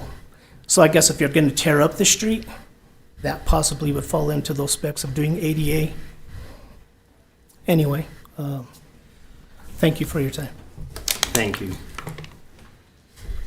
Is there anybody else that would like to come address the council at this time? Seeing none, we will move on to the next item on our agenda, which is a presentation of the Community Builder Award. And I will turn the floor over to the members of the volunteer committee. Honorable Mayor and City Council, I have a few members of the volunteer committee to join us up here. So, as we all know, the Community Builder Award is a monthly award the city presents to local individuals, businesses, and organizations for their volunteer service, sponsorship, promotion of programs and events, outstanding service in the interest of the city, and for other contributions significant to Rawlins' quality of life. So our volunteer committee got together and met, and we have selected Abby Perry for the November 2023 Community Builder. And so I want to go through a few things. Most of you probably know who Abby Perry is. She's right here. Thank you for being here. I had a great time chatting with her a little bit about our community and what she loves about it. Abby says she sees our community development through the lens of horticulture. She's a big fan of beautification efforts throughout the city and the community. One of her focuses is on education, educating the community on deer-resistant plants and helping to create spaces so residents can visit and learn how local landscaping and beautification efforts can work. Abby was instrumental about 2 years ago this fall. We did some pretty major upgrades to the landscaping in front of City Hall. We tore out all the old and replaced it with all new landscaping, low water, native deer-resistant plants. And by doing so, we actually created a community workshop. So we invited members of the community down on a Saturday morning. And Abby came down and she did an educational session, talked to people about how to plant, what plants work in this area. These have proven to work. They've really thrived 2 years ago now, or 2 years later. We actually have color from early March through now, almost really, until October really. But she was instrumental in helping our Parks Department with that project. I didn't write this down, but most recently, Abby helped spearhead the replanting of landscaping at the Recreation Center. We took advantage of our Parks and Rec Advisory Committee members to do all the work behind it, but Abby laid out a plan and a design and came up with a plant list, and then our Parks and Rec Advisory Committee members came down and planted all the plants. So you'll really see some improvements in that area as you walk into the rec center on the right side, probably this spring and fall, but then certainly the following year it'll really pop and you'll really enjoy seeing that. Abby tells me, she said, Rawlins is where I live, and raising kids and putting down our roots. She says she wants Rawlins to be the best it can be, and that she enjoys contributing to fix and improve areas of Rawlins. I love this next one. So, as for trees, Abby says, the best time to plant a tree is 15 years ago. The second best time to plant a tree is today. And I love that. And, you know, that philosophy also relates to other improvements and beautification efforts in this town. So if we didn't do something to beautify this already beautiful town 15 years ago, the next best time to do that is today. She also serves on the Parks and Recreation Advisory Committee since we opened that in 2022. And she assists recreation staff with enrichment and educational opportunities. I'm going to list a few here. With our summer camps that we implemented last summer, youth programs, she's done dance classes for the rec center. She was instrumental in helping with the Urban Orchard Project, which is over 45 trees north of Key Club Park. I want to say 9 at Bolton Park and 3 at Martinez Park. So these are fruit trees that are thriving. They're already bearing fruit, some of them. So it's kind of an exciting project. She's helped with the alternative turf grass project, which is still a project in the works. There will be more to come on that project. She was a great help with our annual Arbor Day celebration event, especially this year. We moved it from April to June because instead of selling a tree to a resident in April and say, put it in your garage for a month, let's do it in June, but let's go bigger and better. So Abby, with the assistance of Tyrell Perry, our park superintendent at that time, went way bigger and better. And I will say that I spoke with gentlemen from Wyoming State Forestry. We were working on a grant thing, the tree inventory grant, actually, a couple weeks ago.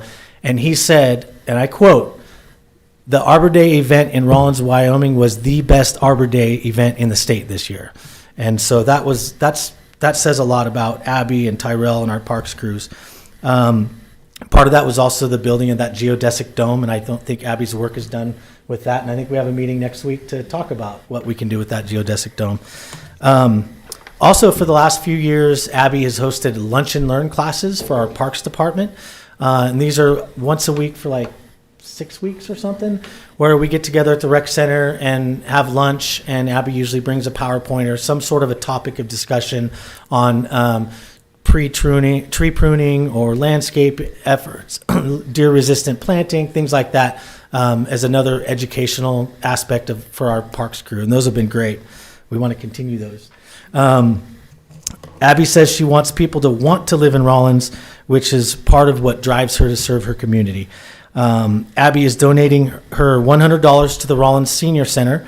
And I don't know, Abby, if you want to say anything. You don't have to. If you want to say anything about that donation, you can. But you don't have to. Anyways, if everybody could please join me in congratulating Abby Perry. Well deserved.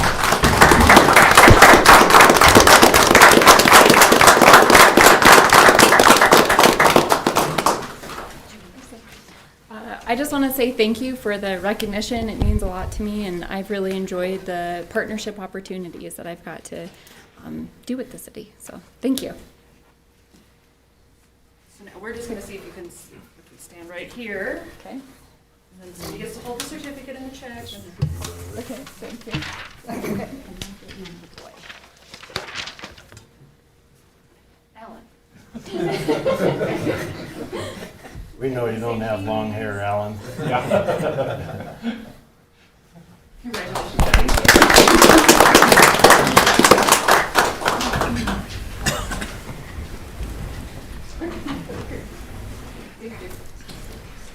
Again, thank you, Abby. Our city hall looks wonderful in the summertime with all the flowers and beautiful things.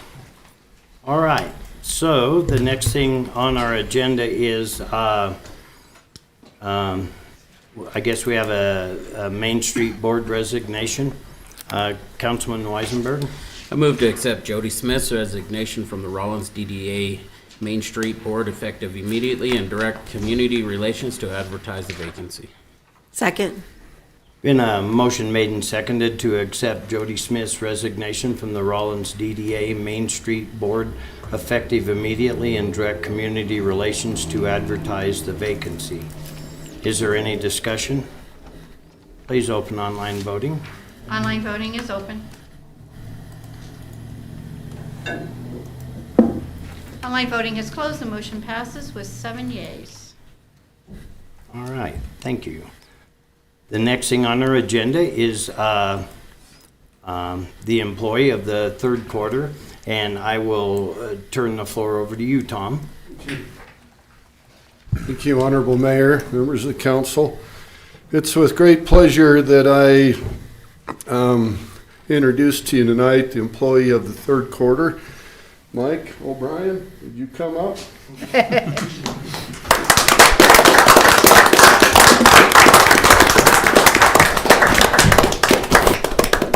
have a little envelope for you there. Mike started with the city of Rawlins approximately 5 years ago. In this time, he has proven himself to be a great asset to the city and his co-workers. After just 2 years, he was named supervisor of the utilities department, where he constantly proves to be a great teacher and leader of his division. Mike is always willing to step in and help anyone in need, no matter how busy he is, and with a smile on his face, you can see. On top of his daily duties, Mike is also a volunteer firefighter for the city and just reached 10 years with the department. He also is on the Volunteer Appreciation Committee for the Community Builder Award and pretty much anything else that's asked of him. Mike is always willing to go out of his way to help with the public and public events, such as job fairs and our annual Halloween trick-or-treat, where he has a pretty big following. And in all he does, he never stops smiling and definitely enjoys talking. For all these great reasons, we want to award Mike O'Brien, the employee of the quarter, for the city of Rawlins, and thank him for his exemplary attitude and service to the city. So, thank you, Mike. I really appreciate you.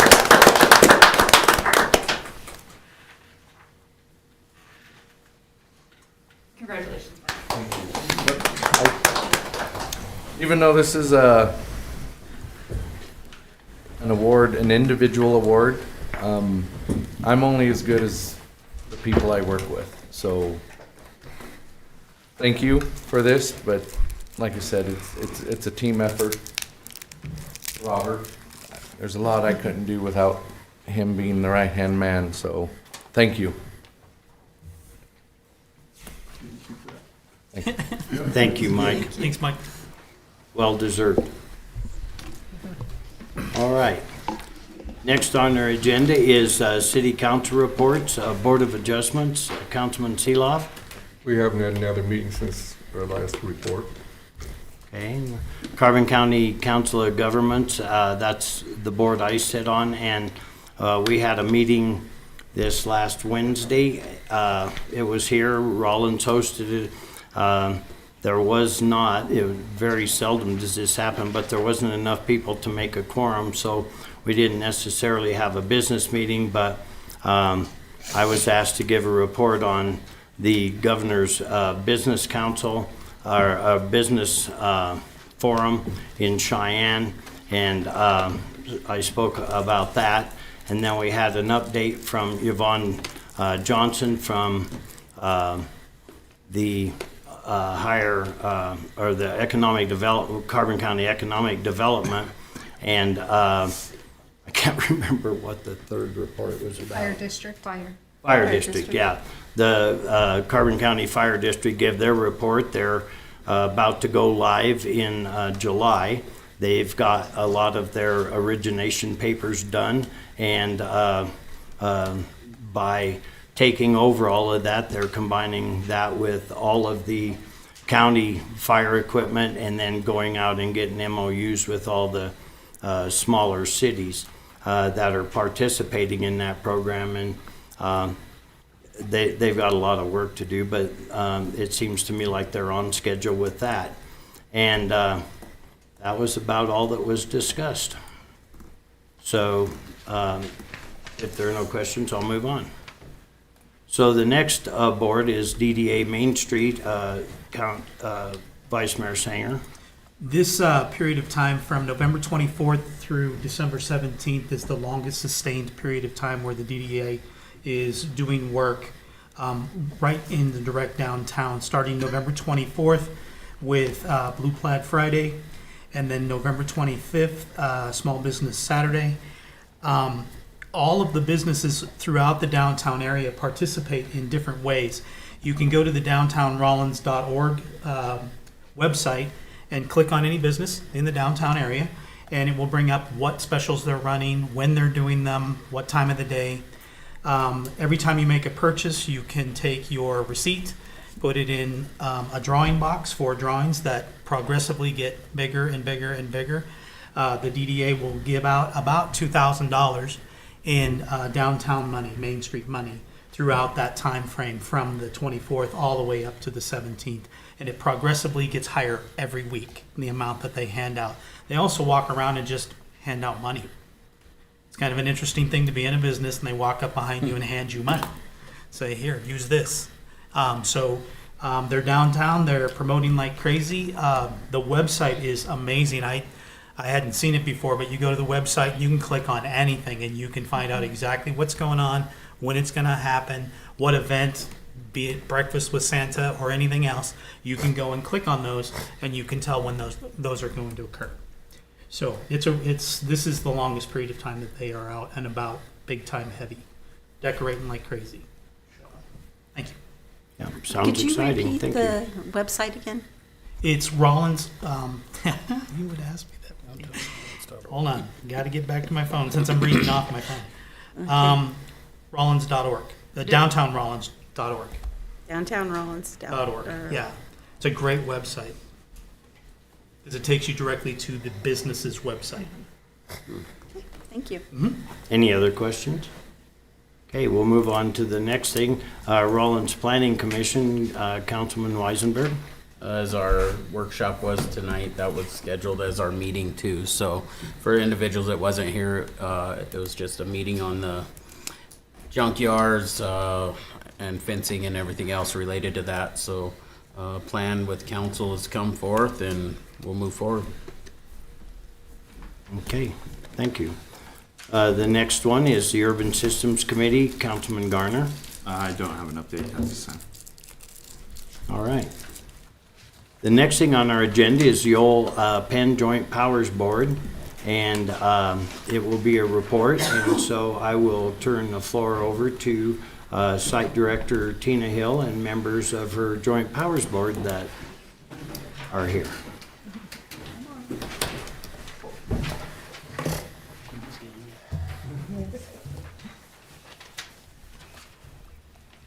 Hello, dear, can I move this? Oh, yeah. Please do. All these tall people. Dear Mayor Wycombe and members of the Rawlins City Council, we are the Wyoming Frontier Prison and the Old Penn Joint Powers Board. I am Tina Hill, the Historic Site Director. I have Galen Hyatt, who is my bookkeeper, office manager, and then my board members. I have Sherry Schillinger, Tana Lopez, Dennis Carpenter, and Keith Miles. Okay, the Wyoming Frontier Prison, formerly the Wyoming State Penitentiary, is listed on the National Register of Historic Places and operates as a tourism destination in Rawlins, Wyoming. Throughout the prison's operation, 13,500 people were incarcerated, including 11 women. Overcrowding was an almost constant concern, so the first of several additions to the penitentiary was completed in 1904. A block was expanded in 1930, B block was built in 1950, C block was added in 1966. Several other buildings, including the death house, were added over the years. The first Wyoming State Penitentiary closed in December of 1981. In 1988, the Old Penn Joint Powers Board was formed and assumed ownership of the penitentiary, dubbed it the Wyoming Frontier Prison, and established it as a historic site and museum. The Wyoming Frontier Prison is listed on the National Register of Historic Places. The Wyoming Frontier Prison is owned by the Old Penn Joint Powers Board, those guys, a governmental entity consisting of 7 volunteer board members. The board members are appointed by the City of Rawlins and Carbon County Commissioners. The purpose of the board is to preserve and operate the Wyoming Frontier Prison Historic Site. The site will operate for community service through its historic significance, tourism, education, and recreational opportunities for the visitors and residents of the City of Rawlins and Carbon County. The Wyoming Frontier Prison has a small but passionate staff. I have been the site director for 32 and a half years. Galen Hyatt has been around for 12 years. The 2 permanent staff members are assisted by the greatest seasonal tour guides. This year we had Rebecca Paget, Samantha Davey, Charles Holcomb, Logan Wells, Lucas Klempner, Danica Fleetwood, and Chris McBee, along with gift shop managers Jeremy Waller and Desiree Crago, and tour director Abby Frakes. I had a great team this year. The Wyoming Frontier Prison is a leading historic site in Carbon County, contributing substantially to our local economy each year. We work hard to promote tourism throughout Carbon County by integrating our history with our community through events such as giving historic tours to thousands of visitors a year, hosting several special events each year, including 2 Halloween events in October, and for the last 2 years, 2 summer events, 1 summer event a year. All while constantly working to maintain the grounds and the facilities that include 13 historic buildings and 49.5 acres. In the summer months, we offer 8 tours a day, 7 days a week. The rest of the year, we offer tours several days a week. We see visitors from all over the United States and the world. We see family groups, school groups, senior bus tours, staff members of the current Wyoming State Penitentiary and the students of their academy, and students from the University of Wyoming and Wyoming's community colleges. We have a large following of paranormal investigators who follow everything that we do, and we have over 5,500 people who follow the Wyoming Frontier Prison's Facebook page.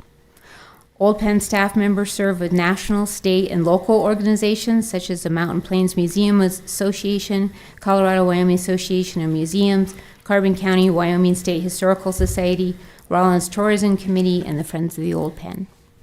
Along with preserving the interesting and vital history of the Wyoming Frontier Prison, the Old Penn Joint Powers Board is committed to contributing to Rawlins's economy. Last year, our visitors have contributed approximately $814,300 to our local economy, thanks to our 12,566 visitors spending their hard-earned income in our area, hotels, restaurants, stores, and gas stations.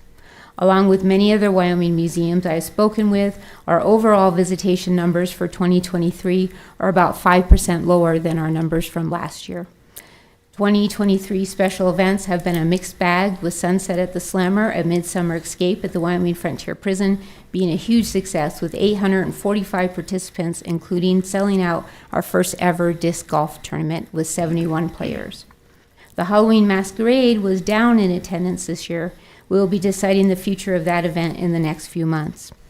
2023's The Demons Within Present, Dreaded Things Throughout the Decades, was yet another successful Halloween tour. We had several more volunteers this year compared to last year, thankfully, and we had 683 people purchase tickets for our Halloween tours. This year, I want to list all my Halloween volunteers because it is really hard to get volunteers, and I had a lot. So I had Abby Frakes, Alexander Cragen, Austin Peterson, Axel Taylor, Sember Johnson, Charles Holcomb, Chris McBee, Damian Sesko, Danica Fleetwood, Danielle Abeda, Darren Hill, yes, he does have a choice, Desiree Crago, Dominic Martinez, Emily Ann Garcia, Galen Hyatt, he also has a choice, Hayden Daniels, Jacob Bonner, Jake Cruz, my volunteer who comes from Florida every year, Tana Lopez, right behind me, Jet Waters, Kathy Hyatt, Keith Miles, Lily Garcia, Logan Wells, Lucas Klumpner, Marcus Martinez, Megan Cragen, another board member, Rhea Vanderberg, Robert Hamburger, Samantha Sesko, Sherry Schillinger, behind me, Shaylin Seeger, Trinity Hammock, and Zane Cragen. Couldn't do what I do without those people. The Wyoming Frontier Prison's 3 primary sources of operational revenue in 2022-2023 were tour revenues at 61.6%, the City of Rawlins at 12%, and Carbon County at 21%. The remaining 5.4% of our revenue is provided through grants, especially this year from H.F. Sinclair and Explore Carbon County. All in all, 2023 It's not over yet, but was a great year for all of us at the Wyoming Frontier Prison. We greatly appreciate the support we receive from our local governments, our fellow Carbon County museums and organizations, and our local citizens. Thank you. Do you have any questions for me or my gang? I don't have any questions. I just think you guys do an amazing job. And I remember somebody talking about our attraction and the words, "This is the real thing." We have the real thing here in Rawlins, and it is a gem, and it is a popular gem, and it does add to our city. And I appreciate all the hard work you guys do to make it what it is. Well, thank you. I have these for you also. Does anybody else have any questions of these folks? Okay. It's not very much, but thank you very much for working so hard. Volunteerism pays so well that Thank without you. y'all, we wouldn't live in a very good place. Well, thank you So, very much. Yeah, Thank thank you. you. Thank you so much. Thank you.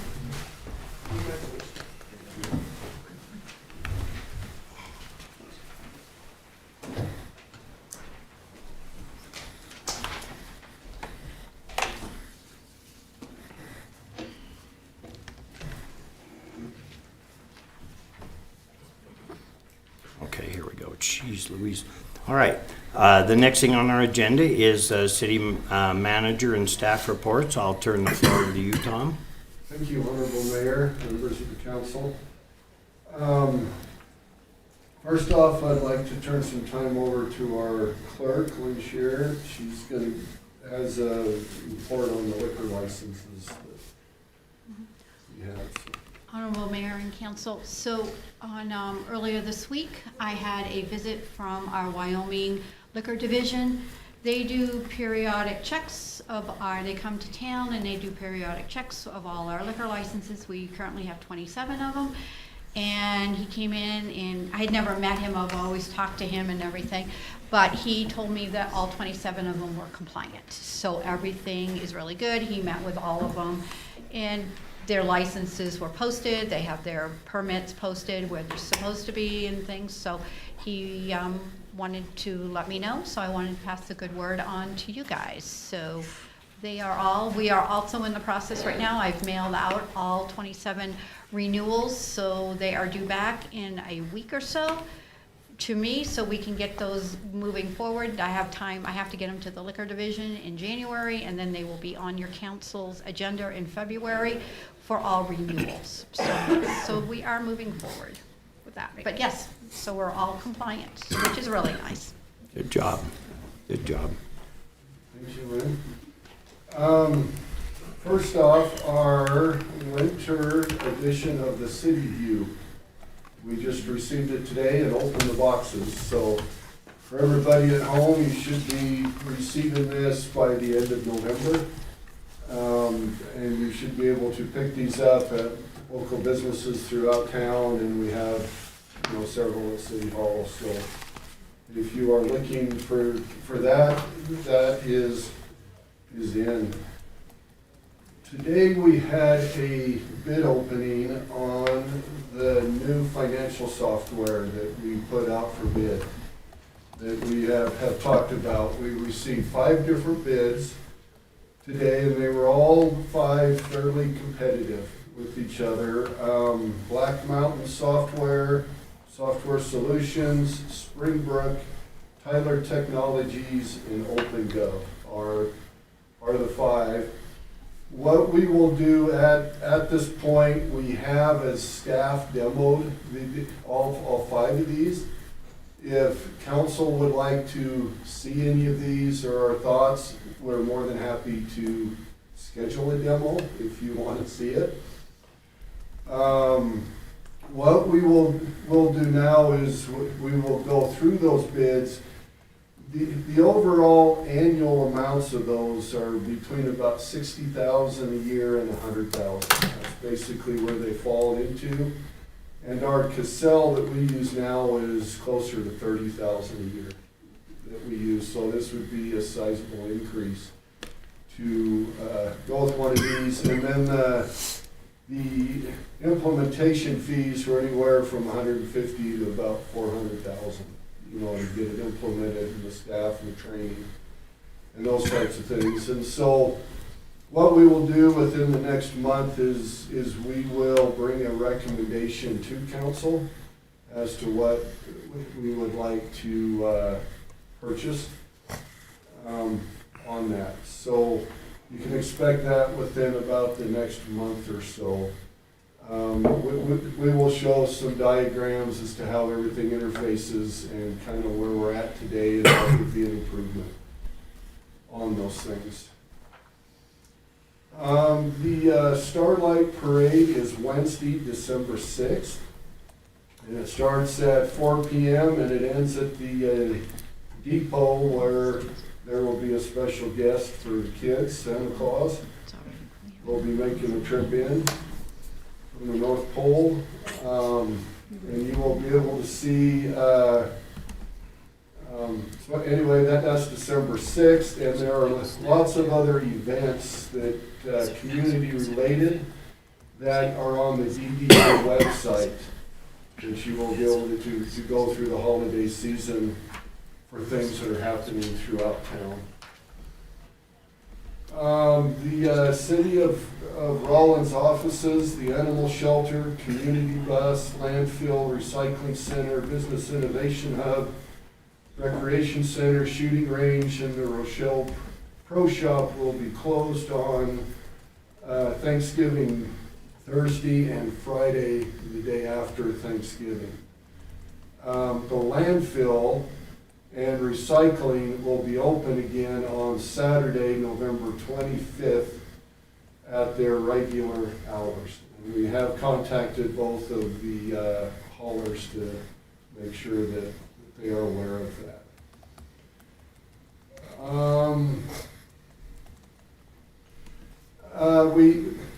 I have not received yet from council any dates of availability for a retreat to go over council goals.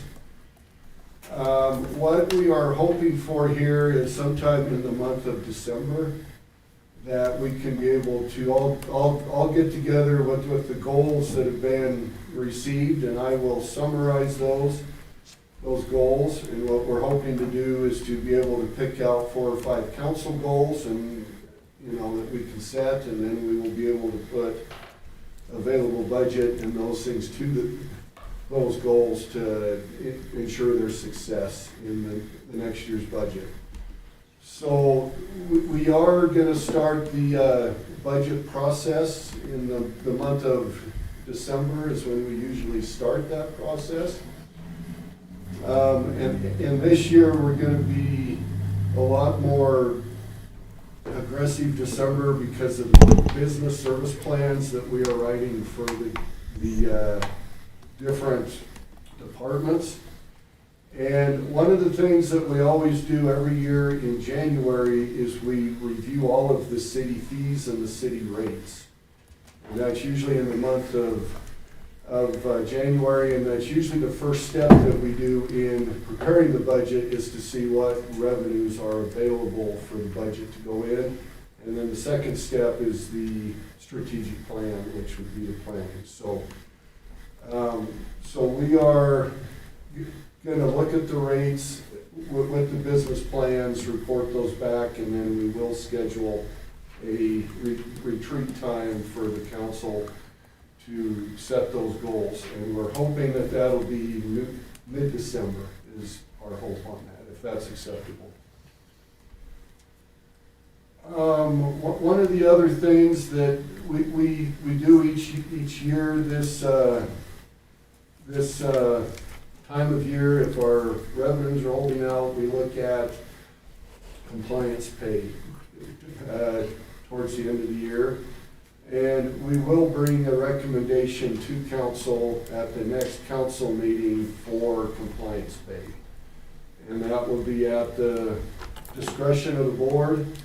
What our recommendation will be is $500 for employees that work 30 hours or higher, and part-time would be $250. That's the same as last year. But we will have those amounts, and we will bring that as a recommendation to council at the next meeting. With that, that's my report. Okay, does anybody have any questions? I did send you a text on Wednesday about the dates that I was available. But no, I know you've been under the weather for a while, but I did send it to you text because of the thing, so. Yeah, and there's still 3 council members that haven't received their bills yet. Okay. As well, so just as a reminder. Okay, any other questions or comments? Okay, we'll be moving on to direction from city council to city manager. And if anybody has anything, Councilman Are you Weisenberg? guys trying to plan a holiday party or whatever you want to call it? Is that? That's one of the things that has slipped by. I mean, we've talked about it, but we don't have plans at this point. What we are probably looking at is providing an employee lunch. Okay. You know, for the different departments, different days, and if we do that, we will definitely invite council to all those. That's what we're thinking at this point, would be to cater a lunch, and we would probably do those after the compliance pay can be completed, so. Just some way of showing appreciation. Yeah, we really appreciate our employees, and this year we've been so busy. We just haven't had a chance to get together to, you know. And so if it doesn't happen this year, that doesn't mean it's off our schedule. Mm-hmm. Okay. Any other questions? Thank you, Tom. All right, we will move on to, looks like new business, which is approval of a memorandum of understanding between the city and the Memorial Hospital of Carbon County.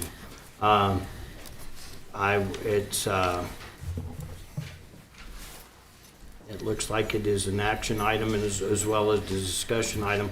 I will turn the floor over to you. Oh, wait a minute. Let's do it right. Okay. Councilman Weisenberg. I move to approve memorandum of understanding, MOU, between the City of Rawlins and the Memorial Hospital of Carbon County that will remain in effect until either party gives written notice 30 days, which will be delivered by hand or certified mail. Second. Been a motion made and seconded to approve a memorandum of understanding between the City of Rawlins and the Memorial Hospital of Carbon County that will remain in effect until either party gives written notice, 30 days, which will be delivered by hand or certified mail. And with that, is there any discussion? And now I will turn the floor over to you, Chief Robinson. Sorry. Honorable Mayor and Council, appreciate your time tonight for this. This is just basically a redo.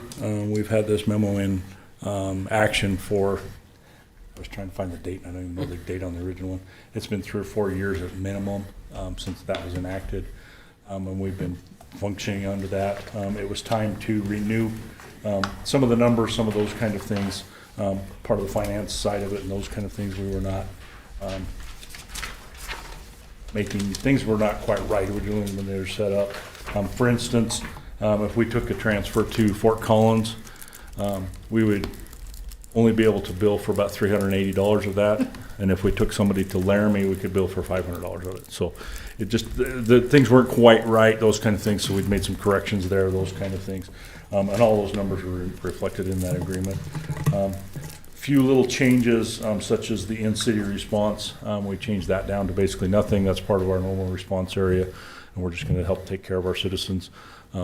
Now, when we're talking these numbers, this is what the fire department or the city is billing the hospital. This has nothing to do with the patient billing and those kind of things, just to make that clear. You're still going to receive a bill for the ambulance ride and all this stuff that normally comes with one of those trips and all that stuff. That has nothing to do with this agreement, so. But we have increased the other amounts to cover our costs, those kind of things. That's something I've been tracking and such over the last couple of years, is how much we've actually been putting out for these costs, those kinds of things. So, and when we took this to the hospital for the first discussion, they were like, "That's all you want to charge us?" We're like, "Well, we could up it pretty easy." So it was kind of, we're not trying to ask for, everything. We just want to cover our costs, those kinds of things. This finance guy sitting over here kind of likes us to cover our expenses and some of that a little bit. So, other than that, I mean, if you want to know some of the wording changes, I can get kind of the highlights of it. If not, I'm okay for questioning. I assume you have that in front of you. You can read it if you want. So in an overview, basically, you're adjusting the rates. We're adjusting the rates, and then there's a few areas that we did not respond to prior. That was in the previous MOU that we were exclusively not going to go to. One of them, like the nursing home here in town. They had some medical staff on staff, those kind of things, and previous administration, everybody, they just decided we don't need to go there. Where we're looking at it right now is in our response area, we're just going to respond. So there's 4 areas that includes that. The nursing home, the jail, the county jail, the state penitentiary, and the campgrounds just to the west of town. So we'll include that in our just normal response area so that we don't have to be paged to go to those areas. So when we get the ambulance page, we'll just automatically respond. So I see. That's as far as the actual changes, those between the numbers of what we're charging in those areas, just flip-flopping those, that's what we've added. Okay. Does anybody have any further comments or questions? Yes. I was here when we originally passed this, but I wanted to thank you, Alan, for keeping track of the actual amounts, because at that time it was kind of a guessing game, but this is great. Thank you. Yes, it was very much a guessing game. I can pretty much tell you down pretty much to the penny what we've actually expended. It's been fun trying to track the fuel and overtime costs and all those kind of things. But to actually come up with an actual dollar per mile that we're charging or that's costing us to do, that's been kind of interesting. It's been fun to track. And it goes in spurts. We knock on wood, we haven't been had to transfer any of those kind of things for a few weeks now. But I've seen it twice in a day. So I'd say, there's some rhyme or reason to it, but there's not. It's just, however things, the worse the roads, the more they call us. I don't know if there's a reason for that. No, they can't fly. There's a lot of that. So Your idea of fun and my idea of fun of tracking numbers is totally different. No. Just so you know. It's been curious. Yeah, it's been, yeah. But thank you. I appreciate it. Any other comments? Thank you, Alan. I appreciate your hard work. No problem. Hearing nothing else, please open online voting. Online voting is open.